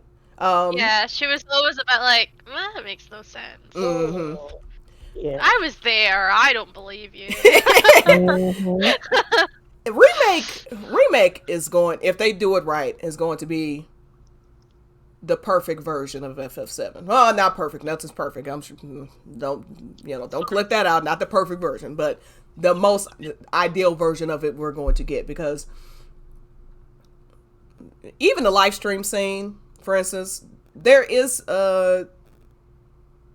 it kind of flips back and forth between like romantic lines where he's saying like tender memories and stuff, to then woe is me, I Yeah. thought you didn't like me, and blah blah blah, I hated your friends, but then it's back and forth. I think we're going to get a more It's a bit all over concise the version. place. Yeah, we're going to get a more, just like everything about Seven. We're going to get a more concise version of it, and a lot more explicit I was version of it, in my I was opinion. expressing my favorite theory, the one theory I would love to be true, right? Which is that at the start and end of OG, which is when you see Aerith, and when she opens and closes her eyes, people always said like that was her and it was all a vision. OG was all a vision. And this was when OG originally came out. And I said how amazing, I would love it so much if actually that's what Remake was. Remake was actually just Aerith's vision. And the start of Remake, when Aerith looks really frightened, that's because she has just seen the vision of the original game. So Remake isn't actually an alternate timeline or anything like that. We're just now living, they are now just living what happened in OG, what Aerith has just seen. And I was like, I would love that, because it would give them the chance to act like OG was just like the dress rehearsal, and now Remake is like the live show. I was like, I would love that. Oh, I want interesting. that. I had not I heard want that. that. I want that really hard, right? I want that really hard. If it happens, I was me first, okay? It was me first that said that. If it doesn't happen, Interesting. it wasn't me. I never said it, and no one can call Yeah, me on it. yeah, of Okay. course. And then let's get to. Oh my, if I didn't know any better, I'd have thought. Oh, okay, here we go. Oh, this is cute. So yeah, Tifa's wearing her outfit. It's the day that she talks to Thea. When Tifa returned to the mill line, she found Claudia Margot. even. Hmm. Claudia even. Oh, we're on page 78. Let's see. So Yasmin, I'm sorry, Margot sees Yeah, you Tifa. said she talks to. Yeah, Said she talks to Taya. yeah. Margot sees Yasmin's outfit on Tifa, and she's all happy and stuff, which is really cute. Um, and here we go. I just love this. So she runs into Thea during the, I don't know, the village kitchen, whatever you want to call it, thing for the soldiers. Tifa, you look adorable. She looked up to find Claudia Strife at her side. Do you like it? I got the outfit from Margot. It belonged to Yasmin. I thought I recognized that skirt. Claudia smiled and added wistfully, I wonder what Yasmin is up to these days. So, first off, let's just acknowledge this idea that Claudia hates Tifa or whatever over the mountains and all that. Claudia's been gone for years. She sees Tifa and they're just like two pals almost, seeing each other again. Like she knows she has a new outfit on, and And she they're probably sees her every day. yeah. They live next door to each other. But she could have And just avoiding been. people. What I mean is, she could have just been silent. She could have just said hi and just kept it moving. Yeah. She starts up a I whole mean, chat like, with in Tifa. terms of She how, likes like, Tifa a these. lot.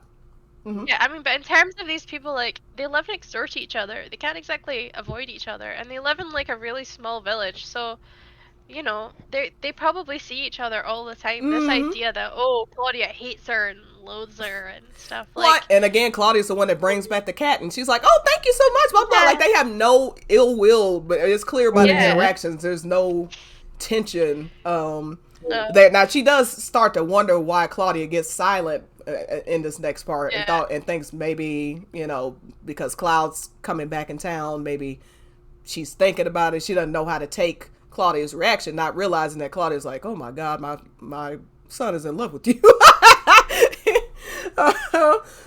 But yeah, so thought I recognized the skirt. Claudia smiled. Let's see, skip down. Oh, is Cloud doing well? The question surprised Tifa even as it left her lips. It was the first thing that to pop into her mind when she saw Claudia's face. Well, I mean, they are the spitting image of each other. And somehow she couldn't help but ask. Her heart began to race in her chest as she, Doki Doki is it? As she waited to see Cloud's mother. Sorry. Okay. Oh, race in her chest as she waited to see how Cloud's mother would react. As far as I know, do you think he's up in the mountain? He's dead. Do you think he's up on the mountain already? Claudia tilted her head. I'm not sure I follow. That's cute because Tifa tilts her head a lot too. I heard that Shinra's sending a team of soldiers. I love the idea that Claudia is just like, what is this girl talking about?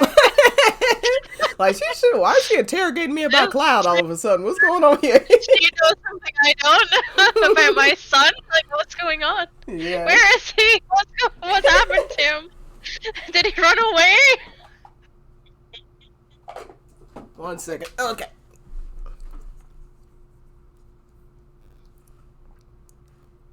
Or even the way she's like, do you think he's up the mountain already? And I've just thought there, the whole idea that people who are dead go over the mountain.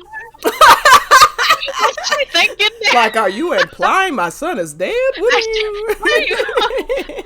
Is Cloud doing well? Do you think he's up the mountain? Yeah. But yeah, sorry. Oh, you're good. It's funny. Do you think he's up the mountain already? Claudia tilted her head. I'm not sure I follow. I heard that Shinra's sending a team of soldiers, and I figured maybe one of them might be Cloud, since he knows the area. The cell signal is much better today, so they must be near. I figured maybe they'd already be up on the mountain. This is Tifa talking. Okay, I got confused for a second. Okay. Claudia gave Tifa a puzzled look. After a pause, she said, well, I can't say that I've heard anything about it, but if he were assigned to a job here, I doubt I'd ever know. It doesn't usually cross his mind to keep other people in the loop. With a laugh, Claudia added, in fact, I guess all the time I've actually heard from him, it was right after he left. Just a single postcard on the to say the on-site processing had gone smoothly and he'd managed to enlist as planned. So this also shows that Cloud just really doesn't keep in touch with people. And maybe he was wanting not to say anything until he actually became. I don't know what his motivation was to not say anything to his mom, but it made me think of like an Advent Children when like he goes to do the delivery and he doesn't tell Tifa about the way he's gone and he's like, "Are you mad?" And it's like he just doesn't tell people things, and it's like it doesn't occur. When he goes to do what? Sorry, I got confused. He goes to do. It turns out he's been doing a delivery, but he's been picking stuff up, and then someone asks him to like take something back as well. Oh yeah. And he's like not told her, and then he's all like guilty about it. It's like or just like the bike, like going to buy the bike, and it's like, oh, I'm sorry. Like it's clearly just his complete personality that he just has no sense to tell people about what he's doing with his life. He just does stuff, or potentially not answer his phone. Actually, that's what I did. Maybe. Yeah, that's one little detail I did like in Dirt Cerberus because when Yuffie comes into the bar, she's like, "Have you heard from Cloud?" She's like, "Yeah, he hasn't found anything yet." So it's like he didn't have anything to say to her, but he was like, "I'm going to keep in contact with her because this is important to her." So that's really cute. Someone smacked him across the head and said, "Answer your fucking phone." Cloud. So, and then she says, in fact, I guess, okay. Blah, blah, blah. That's all? So you don't even know. See, again, what is with the question mark and the exclamation? That's all? Exclaimed Tifa. Like, so you don't even know if he made it into soldier? Nope. But, what makes you think he was aiming for soldier? She has no idea what she's talking about. Suddenly, Tifa understood why the conversation felt so disjointed. Oh, it was just something he said to me once, she explained. He told me he wanted to be the best of the best. Did he change his mind? That. Yes. Did he change his mind? Goodness, he said that to you, did he? Claudia returned to chopping vegetables. Goodness. To herself several times more, mumbling. When the vegetables were all cut, Tifa's next job was to stir the pots as they boiled. I just loved them cooking together. This is so cute. Claudia again at her side, and at one point the woman seemed about to speak up, only to hesitate at the last moment. Tifa sensed that Claudia wanted to ask about the accident on the mountain all those years ago. So yeah, Tifa, their wires are getting crossed. She's like, why is she suddenly going quiet? Because Tifa assumed that she knew about the soldier thing. I don't think she was going to ask about the accident. No, she wasn't going to ask about that. I don't think she was either. Oh, she's going to ask about the accident. Like, I don't think that was where her mind was going at all. She's just worked out that her son has went off and joined the army because of this girl. Yes. Like, it's all coming together in her mind while he suddenly decided. Clearly all the dots are coming together in her head. Yes. She's probably, like, face palming internally, like, oh my god. Well, I'm sure little things here and there, yeah, like you said, are coming, but like she's thinking about that cat that he spent all that time looking for, but he wouldn't bring it to her, and then this mom, I'm going to join the army. I want to be like Sephiroth. It's like, you never mentioned Sephiroth before. This is odd. Okay. Yeah. And then he spoke to this girl. He spoke to Tifa, and he told her all these things, and he bragged about how great he was going to be, and he never told her. And he's like, yeah, I it's see like, through you, son. Yeah. So, but yeah, Tifa just is misunderstanding what her silence is about. So that's what that part's about. But yeah, we are approaching. Where are we at here? This book just has so much in it. Yeah, we'll probably end about 15 minutes because we're almost at 2 hours. This book has so much in it that oh man, we haven't even gotten to Midgar yet. I'm just sitting there like we're still in Nibelheim. Yeah, so I might have to do a lot more of these book clubs so we can get a little further. Let's see. Oh, here we go with Fluffy again. The white cat with the red bandana around his neck. This is yours, ain't it? Why did you make that sound so mean? This is yours, ain't it?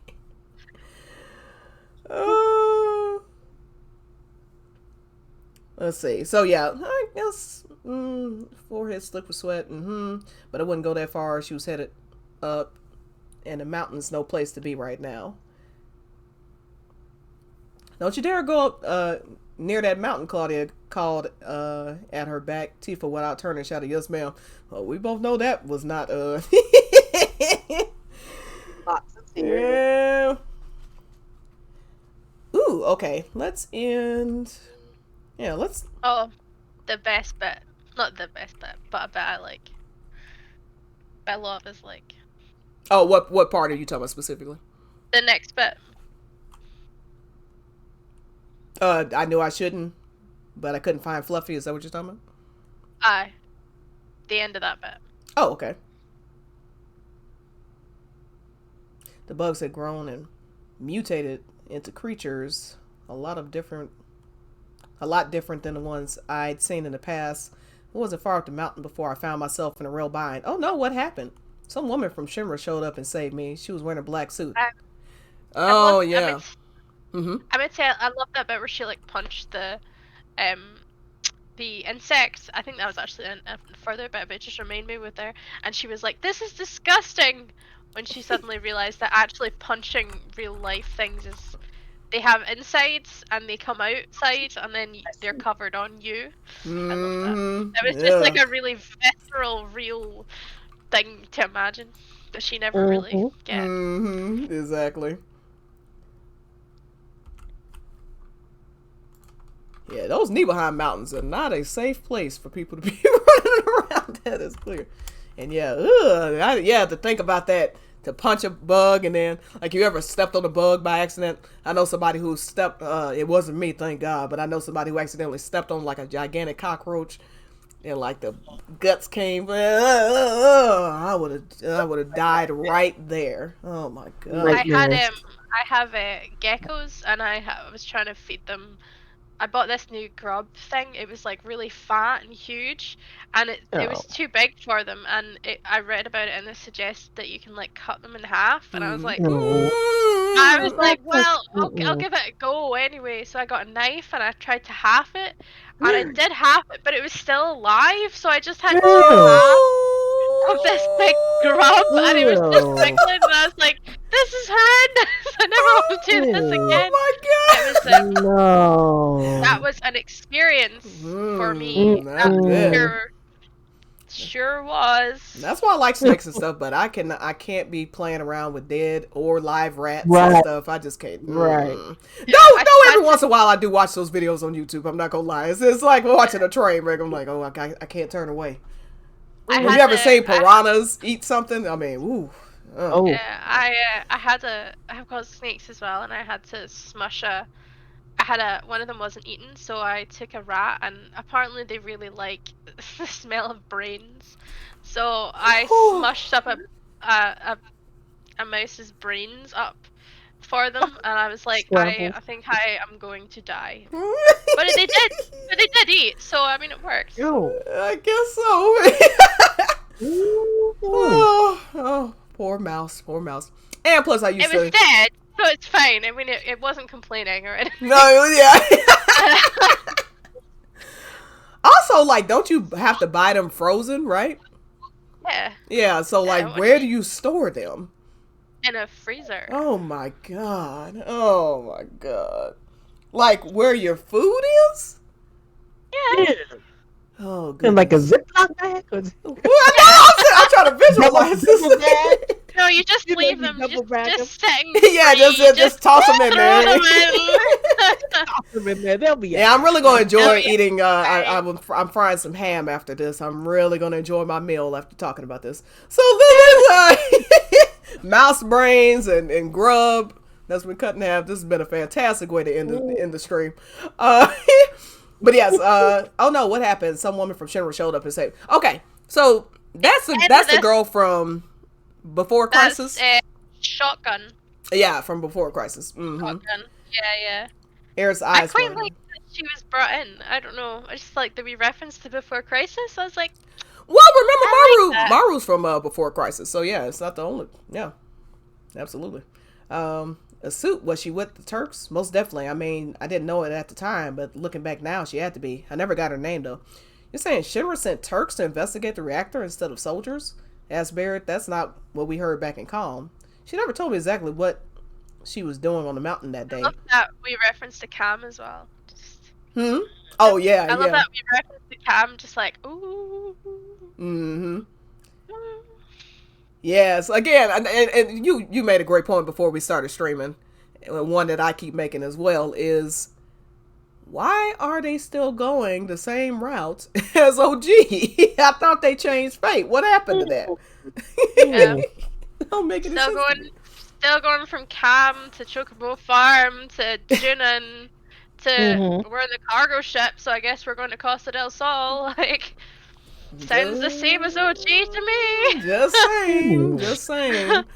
And by the way, oh crap, I was gonna ask y'all something. Oh, now I kind of went on this tangent a couple weeks ago. I'm curious what Amy's thoughts are, since we're talking about Tracer 2 Pass and they're going through Calm and blah blah. Do you take this to mean that Yuffie is not with them at the time, or that Nojima has just purposely omitted her out? I know that this has been driving me crazy. I'm sorry, Meza Muck and I went for like an hour on this. I mean, I was stuck on this, okay? Because I'm like, they must not have ran into Yuffie yet, or I mean, what's going on? So that's funny you said that, because I was thinking about this totally separately from you guys, obviously, just coincidentally. So I think we're gonna bump into Yuffie after the Mithril Mines. I think that's when we'll meet her. So I actually think that she is with the team on the ship. But if you remember in OG, she's somewhere in the corner puking her guts up, being very unhappy. Mm-hmm. So it makes sense that she's not there. Yeah, that So does it make doesn't sense. really Plus, matter. it's only Tifa And on the Aerith cargo sitting ship. having a conversation. Yeah. Exactly. It doesn't make sense for her to turn up before the Mithril Mines, really, and she's already got a chocobo, so she can already cross the marshes. Mm-hmm. You know, Yeah, so she's ahead of them. At least that's how it's she's implied. well ahead of them. Yeah, Yeah.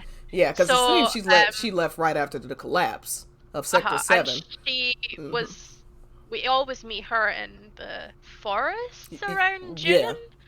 So I think we'll meet her somewhere outside, somewhere around there anyway. Okay. So no, I don't think she's there in Traces of Tifa, but I think she's there by Traces of Aerith. But just I think because it's just somewhere the circumstances Mama convenient enough to where Nojima didn't have to bring her up because like you Exactly. said she's a bit preoccupied. It's a bit proper. And the fact that, like, I mean, the whole way it panned out with, like, Cloud going to see them, to being like, hey, how are you guys? I mean, that makes sense, because when you're playing as Cloud, you're just, like, wandering around checking on everyone for a while, and that works. So, I think that's how he's done it.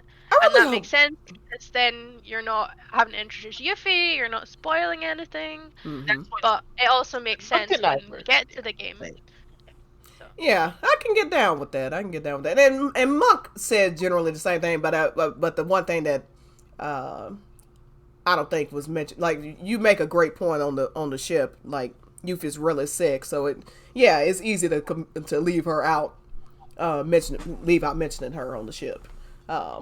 Okay, yeah, cool. Because I just remember she was in the way of some amazing materia, and I remember being angry with her. Just being like, get out the way! But yeah, because I remember she is just like curled up downstairs, and Aerith is downstairs, and then Tifa's upstairs. But yeah, so I think that's what he's done. He's just got her somewhere in a hole, in a bathroom, crying. I really, really, really hope that we get some Trace of Two Pass Easter eggs out of some parts of this. I'm sure we will.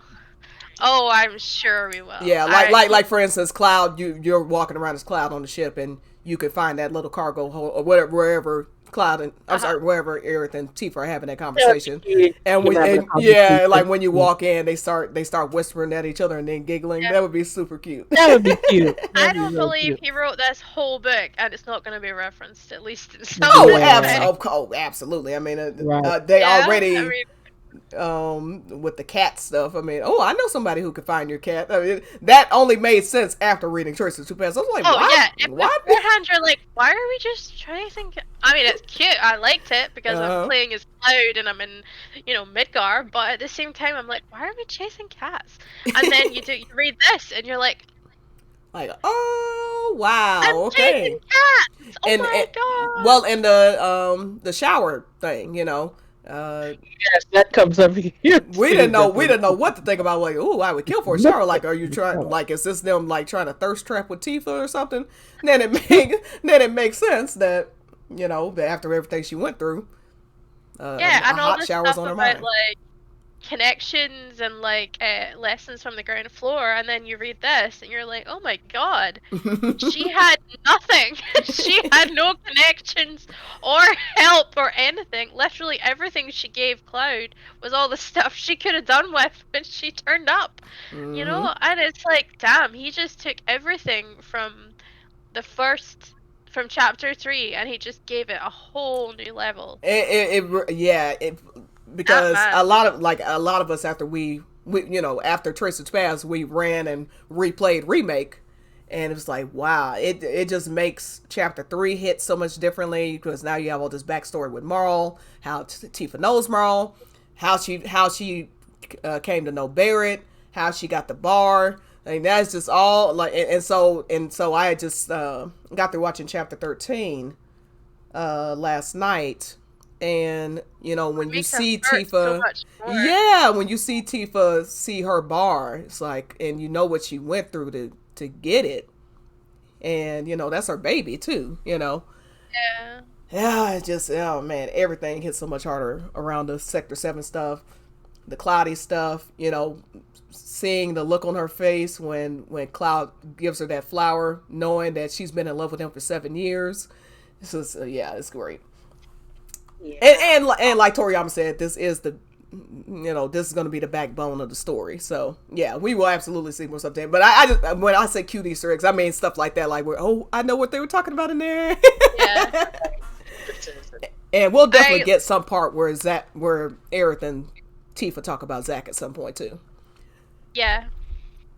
There was when I was going through all the used text files and boring you guys with all the stuff I found. I found like it's already been discussed before, but like a really good bit where Tifa and Aerith actually do discuss Zack and how they're both like, you knew Zack, I knew Zack, you knew Zack, and like they need that. Yeah, because it's like, why would they never bring that? Why would they never talk about this? Why would neither of them ever bring this up? Like, you knew this. He went away there. I knew him. I'm pretty sure I knew that guy. You know. Mm-hmm. Yeah, it just again, remake is just exposing the flaws of OG. It really is. Yeah. I mean, it's just like putting a blaring light on the flaws of OG. OG is a classic.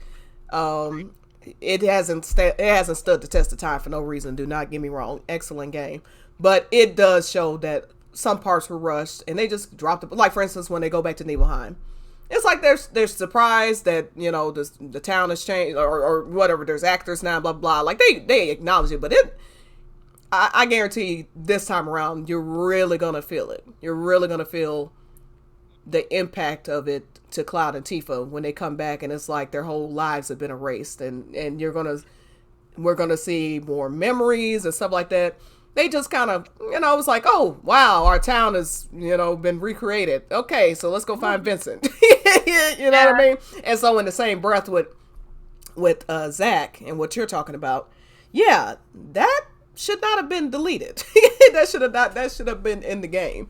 Not only that, but Cloud, they totally dropped the ball for me post live stream, because Cloud should have made that connection in his mind, like, oh, Zack, I knew Zack, and then made that connection about Aerith, and oh, that's why she, and then having a realization like, oh, Zack died for me, and then I let his girlfriend die, which would make his guilt. Follow up, just some follow up. Just some follow up. Just take it to its conclusion, guys. Mm-hmm. Yeah, they so I'm confident they'll stick the landing this time around. Nojima seems so invested in this. You could tell he just poured so much. Since we're talking about Nibelheim specifically, the Nibelheim stuff.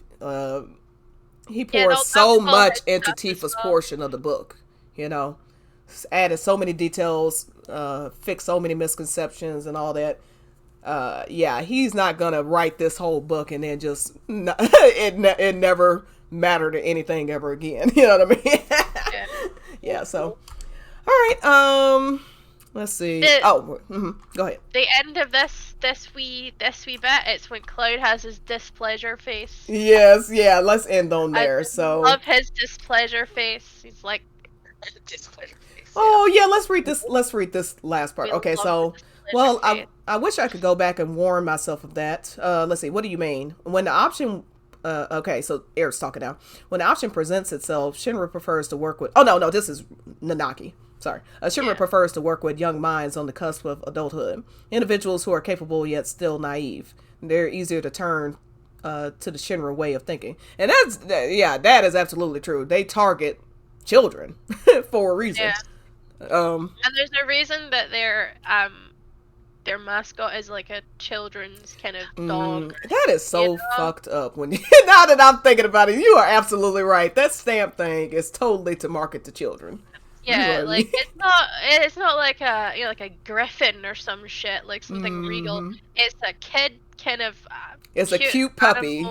Yeah, it's a cartoon dog. You're like, yeah, okay, that's totally aimed at adults. Yeah, that's Stamp goes on adventures, and Stamp has a little theme song. Yeah, let's all go on. Oh look, and like it's the whole thing is cheering on how loyal Stamp is. So no matter what he's asked to do, he'll do it because he's loyal. He'll be so loyal to the cause. Good dog. Yeah, this isn't messed up at all. This is normal, very normal. Let's see. Well, I wish I could go back and warn myself of that. At the time, all I could think about was how proud I was to be playing such a big part. So they're talking about, she's talking about her being the mountain guide at the time. Eris voice grew soft. Do you really believe you'd have done it differently if you knew? Tifa pondered the question and decided that no, it probably wouldn't have changed anything, even if she'd known the full extent of Shinra's deceit and that the company was only using her for its own convenience. She still would have jumped at the opportunity. She'd have done almost anything for a chance to be near Cloud again.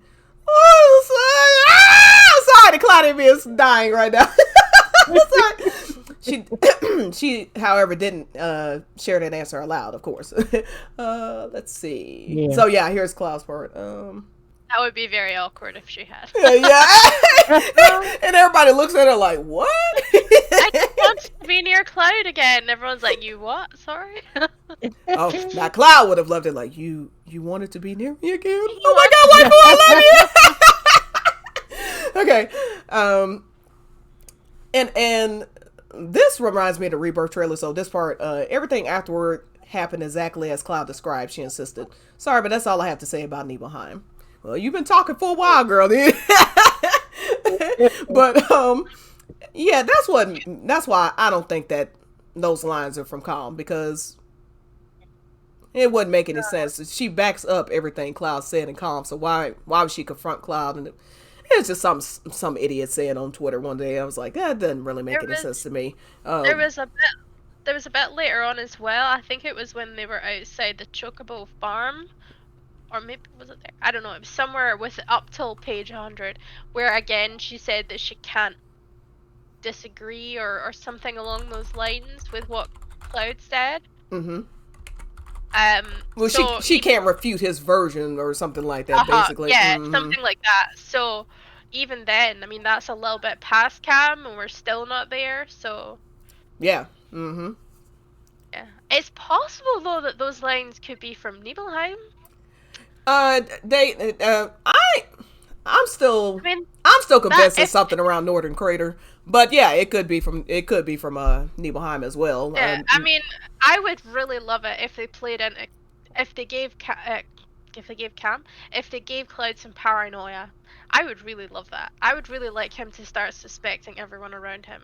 I would really like him to start suspecting Tifa, because if he believes that he's telling the truth, and the last thing he saw was her dying, then wouldn't he be like, how are you alive exactly? You know? Mm-hmm.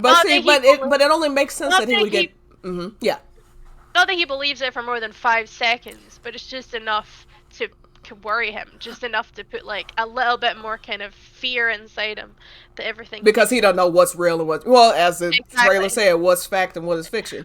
But see, that's the reason I think Northern Crater makes the most sense, because why would he be doubtful? Like, whereas in Northern Crater, Sephiroth is trying to convince him that he's not real, or what, don't you remember that day? She's saying that it was this, but I mean, that isn't what you remember, right, Cloud? And, that it would make sense that he would start to question everything, especially when. I'm sorry, real quick. Is it before or after that scene that I think it's before that scene where one of the team members is impersonated? The scene where they go back to after, okay.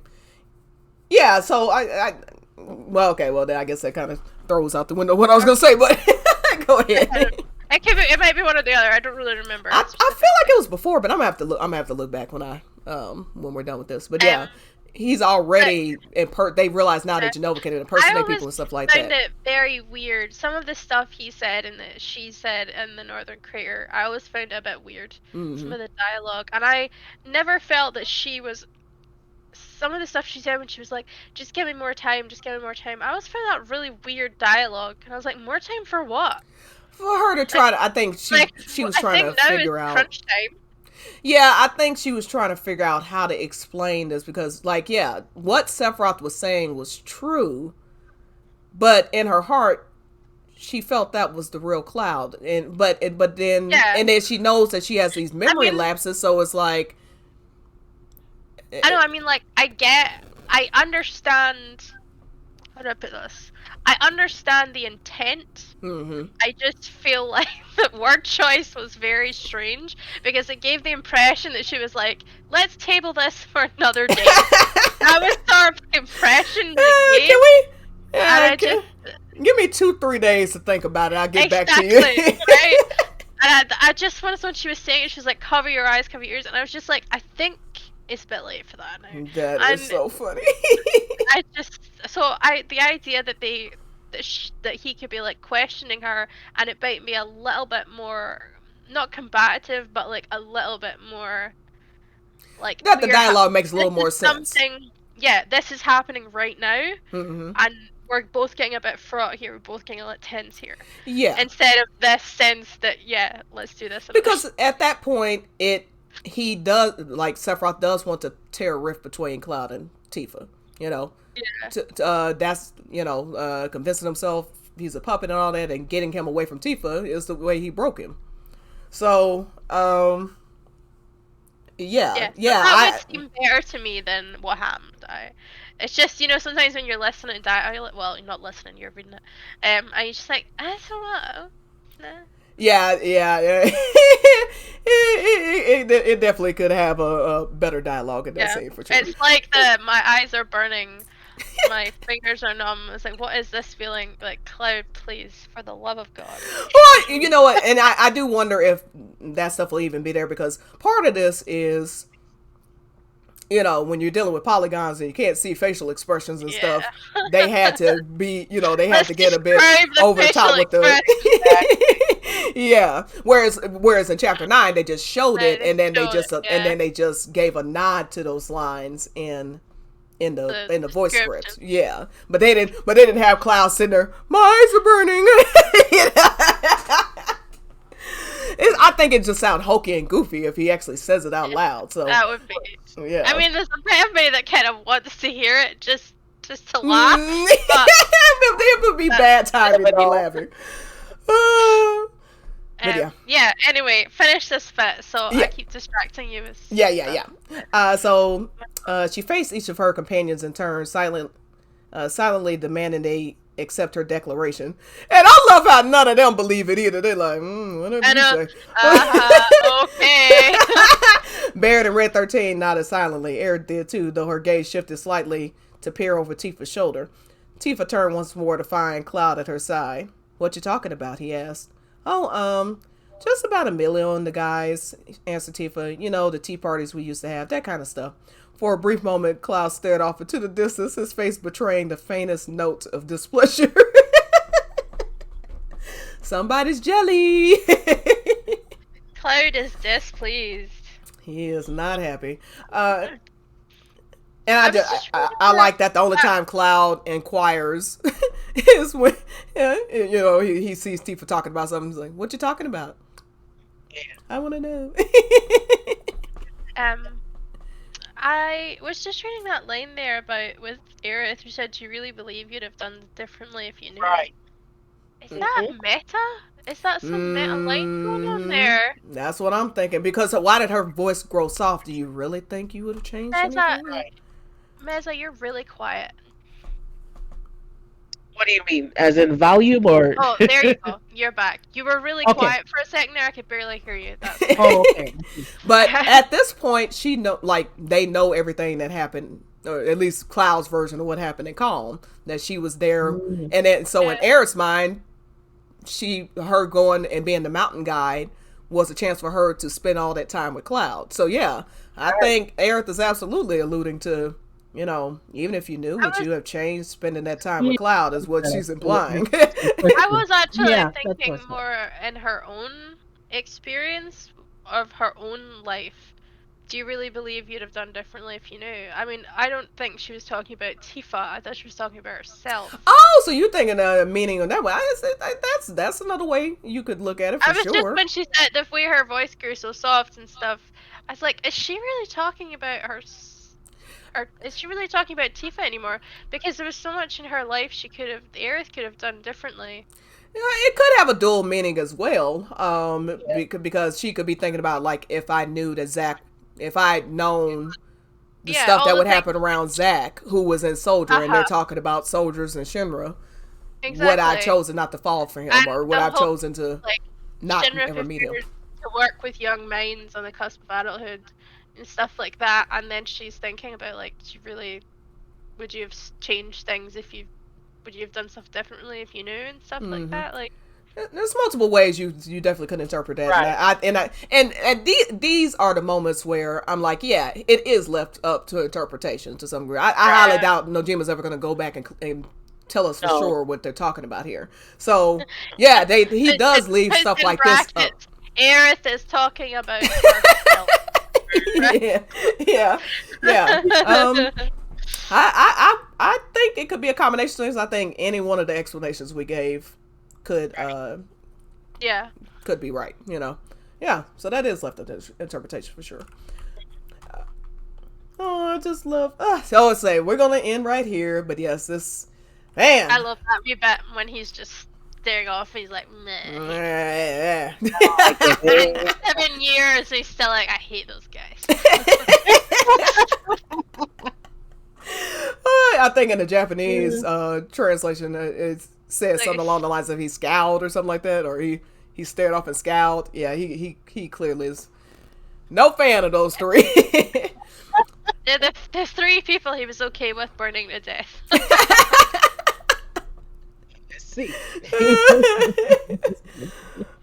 If Cloud finds out years later, like if they clarify that later that me and Nightmare always joke about this, like if they clarify years later that Shinra hunted down survivors of Nibelheim or whatever, and then like Tifa finds, oh my god, did they get Emilio and blah blah, and Klaus is standing there. Oh, that'd be terrible. Oh goodness, I hope they're okay. I hope no harm befalls them. I hope they weren't tortured in any way. Oh, I hope they weren't tortured and then murdered brutally. That would be awful. Yeah. Which is funny because like what some people in this fandom would seriously believe he was thinking, like we're joking. Okay. Exactly. Cloud didn't like them, but I don't think he'd want them to end up murdered by Shinra. I mean, that's. I do not think so. but some of us think that's that's all I'm gonna say. Alrighty, well, on that note, this has been great. We're definitely past 2 hours. It's been 2 hours 15 minutes, so I'm gonna let everybody go. But how far did we get? What actual page did we end on? Was this 84? Oh, on mine at least. For me, it's about 85, 84, 85. Okay. In my Kindle, anyway. It's like the top of page 85, but you know.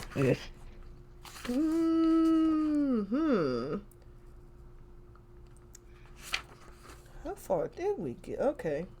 Tifa's unplugged. Doesn't seem like it bothered me, blah, blah, blah. Okay. Well, I'll... 68. 68? Are you serious? I'm serious. Yeah, there's quite a gap between the physical copy and Kindle. Oh my god. We digress a little. Good lord. Okay, we're going... for the next book club, instead of us going page by page like this, because this part of why it's going so slow, I will, what I'll do. So just heads up for whoever is with me the next time. We'll have the pages and notes of certain things we want to bring up, and we'll just kind of go in order. And then if there's something that we accidentally skip, we can always go back. But that way it'll be a little cleaner, and we're not kind of just... Because I basically have just been reading along here, and like, okay, I want to talk about this, I want to talk about that. Page 68. There are 400 pages of this book. And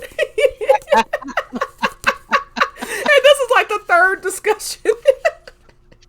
373 pages. We had to set the record straight with Brian, first of all. That was extremely that was very important. Right? Very that important. was very Absolutely. important. And by the next book club, hopefully I will have all this revamped. Because I still got to put Millionaire on the wall. I can't say any name. Thor's hammer, damn it. I got to put Thor's hammer up there. Ooh, nice. I've got Squall's gunblade I got to put on the wall. And it's amongst some other stuff I'm going to be... I don't need these, like I still got these masks. Nobody wears masks anymore, so I guess they'll just be part of my dork collection. I got Oron Host Club and other stuff up there, but yeah. Anyway, okay. Yeah, well, this has been fun, ladies. Again, thank you to everybody who joined us, by the way, and everyone who commented. Very nice of you. Yes. I'm Stitches Stilettos Gamer, aka Stitches Sis. Find me at twitter.com/Stygian or youtube.com/C/Stygian Stilettos Gamer, or just look up Stygian Stilettos Gamer. You'll be able to find me. I'm also on Tumblr. I don't use it too often. I have Tumblr and Reddit. I get on there every once in a while. I'll probably start trying to make more Tumblrs, because I like writing cloudy articles, basically. This is Amy. You can find Amy on Twitter as well. I don't know how to spell your handle, but she is on Twitter as well. Amy has a fan fiction, which she hasn't... No, not a fan fiction. Archive of her own, which she hasn't used in ages. And she has a Tumblr, which she doesn't use because she's really lazy. It has one post on it, and it says, "I've got a Tumblr," and that is exactly what it says. Oh, it's very meta. Very meta. Other than that, I just have Twitter. Okay, cool. Yeah, you can definitely find us all on Twitter for sure. Check my pinned posts. That's the best way to just find their ats. Their handles, I should say. Of course, we have Meza, who hopefully sooner than later we'll be doing another French lesson. Oh yeah. She's also on YouTube, Twitter. Anything else? Exactly. Bear Girl, Marvelous French. Yes, you can find me there. Awesome. All right. Well, everybody have a wonderful Sephiroth Saturday. Try not to get, yes.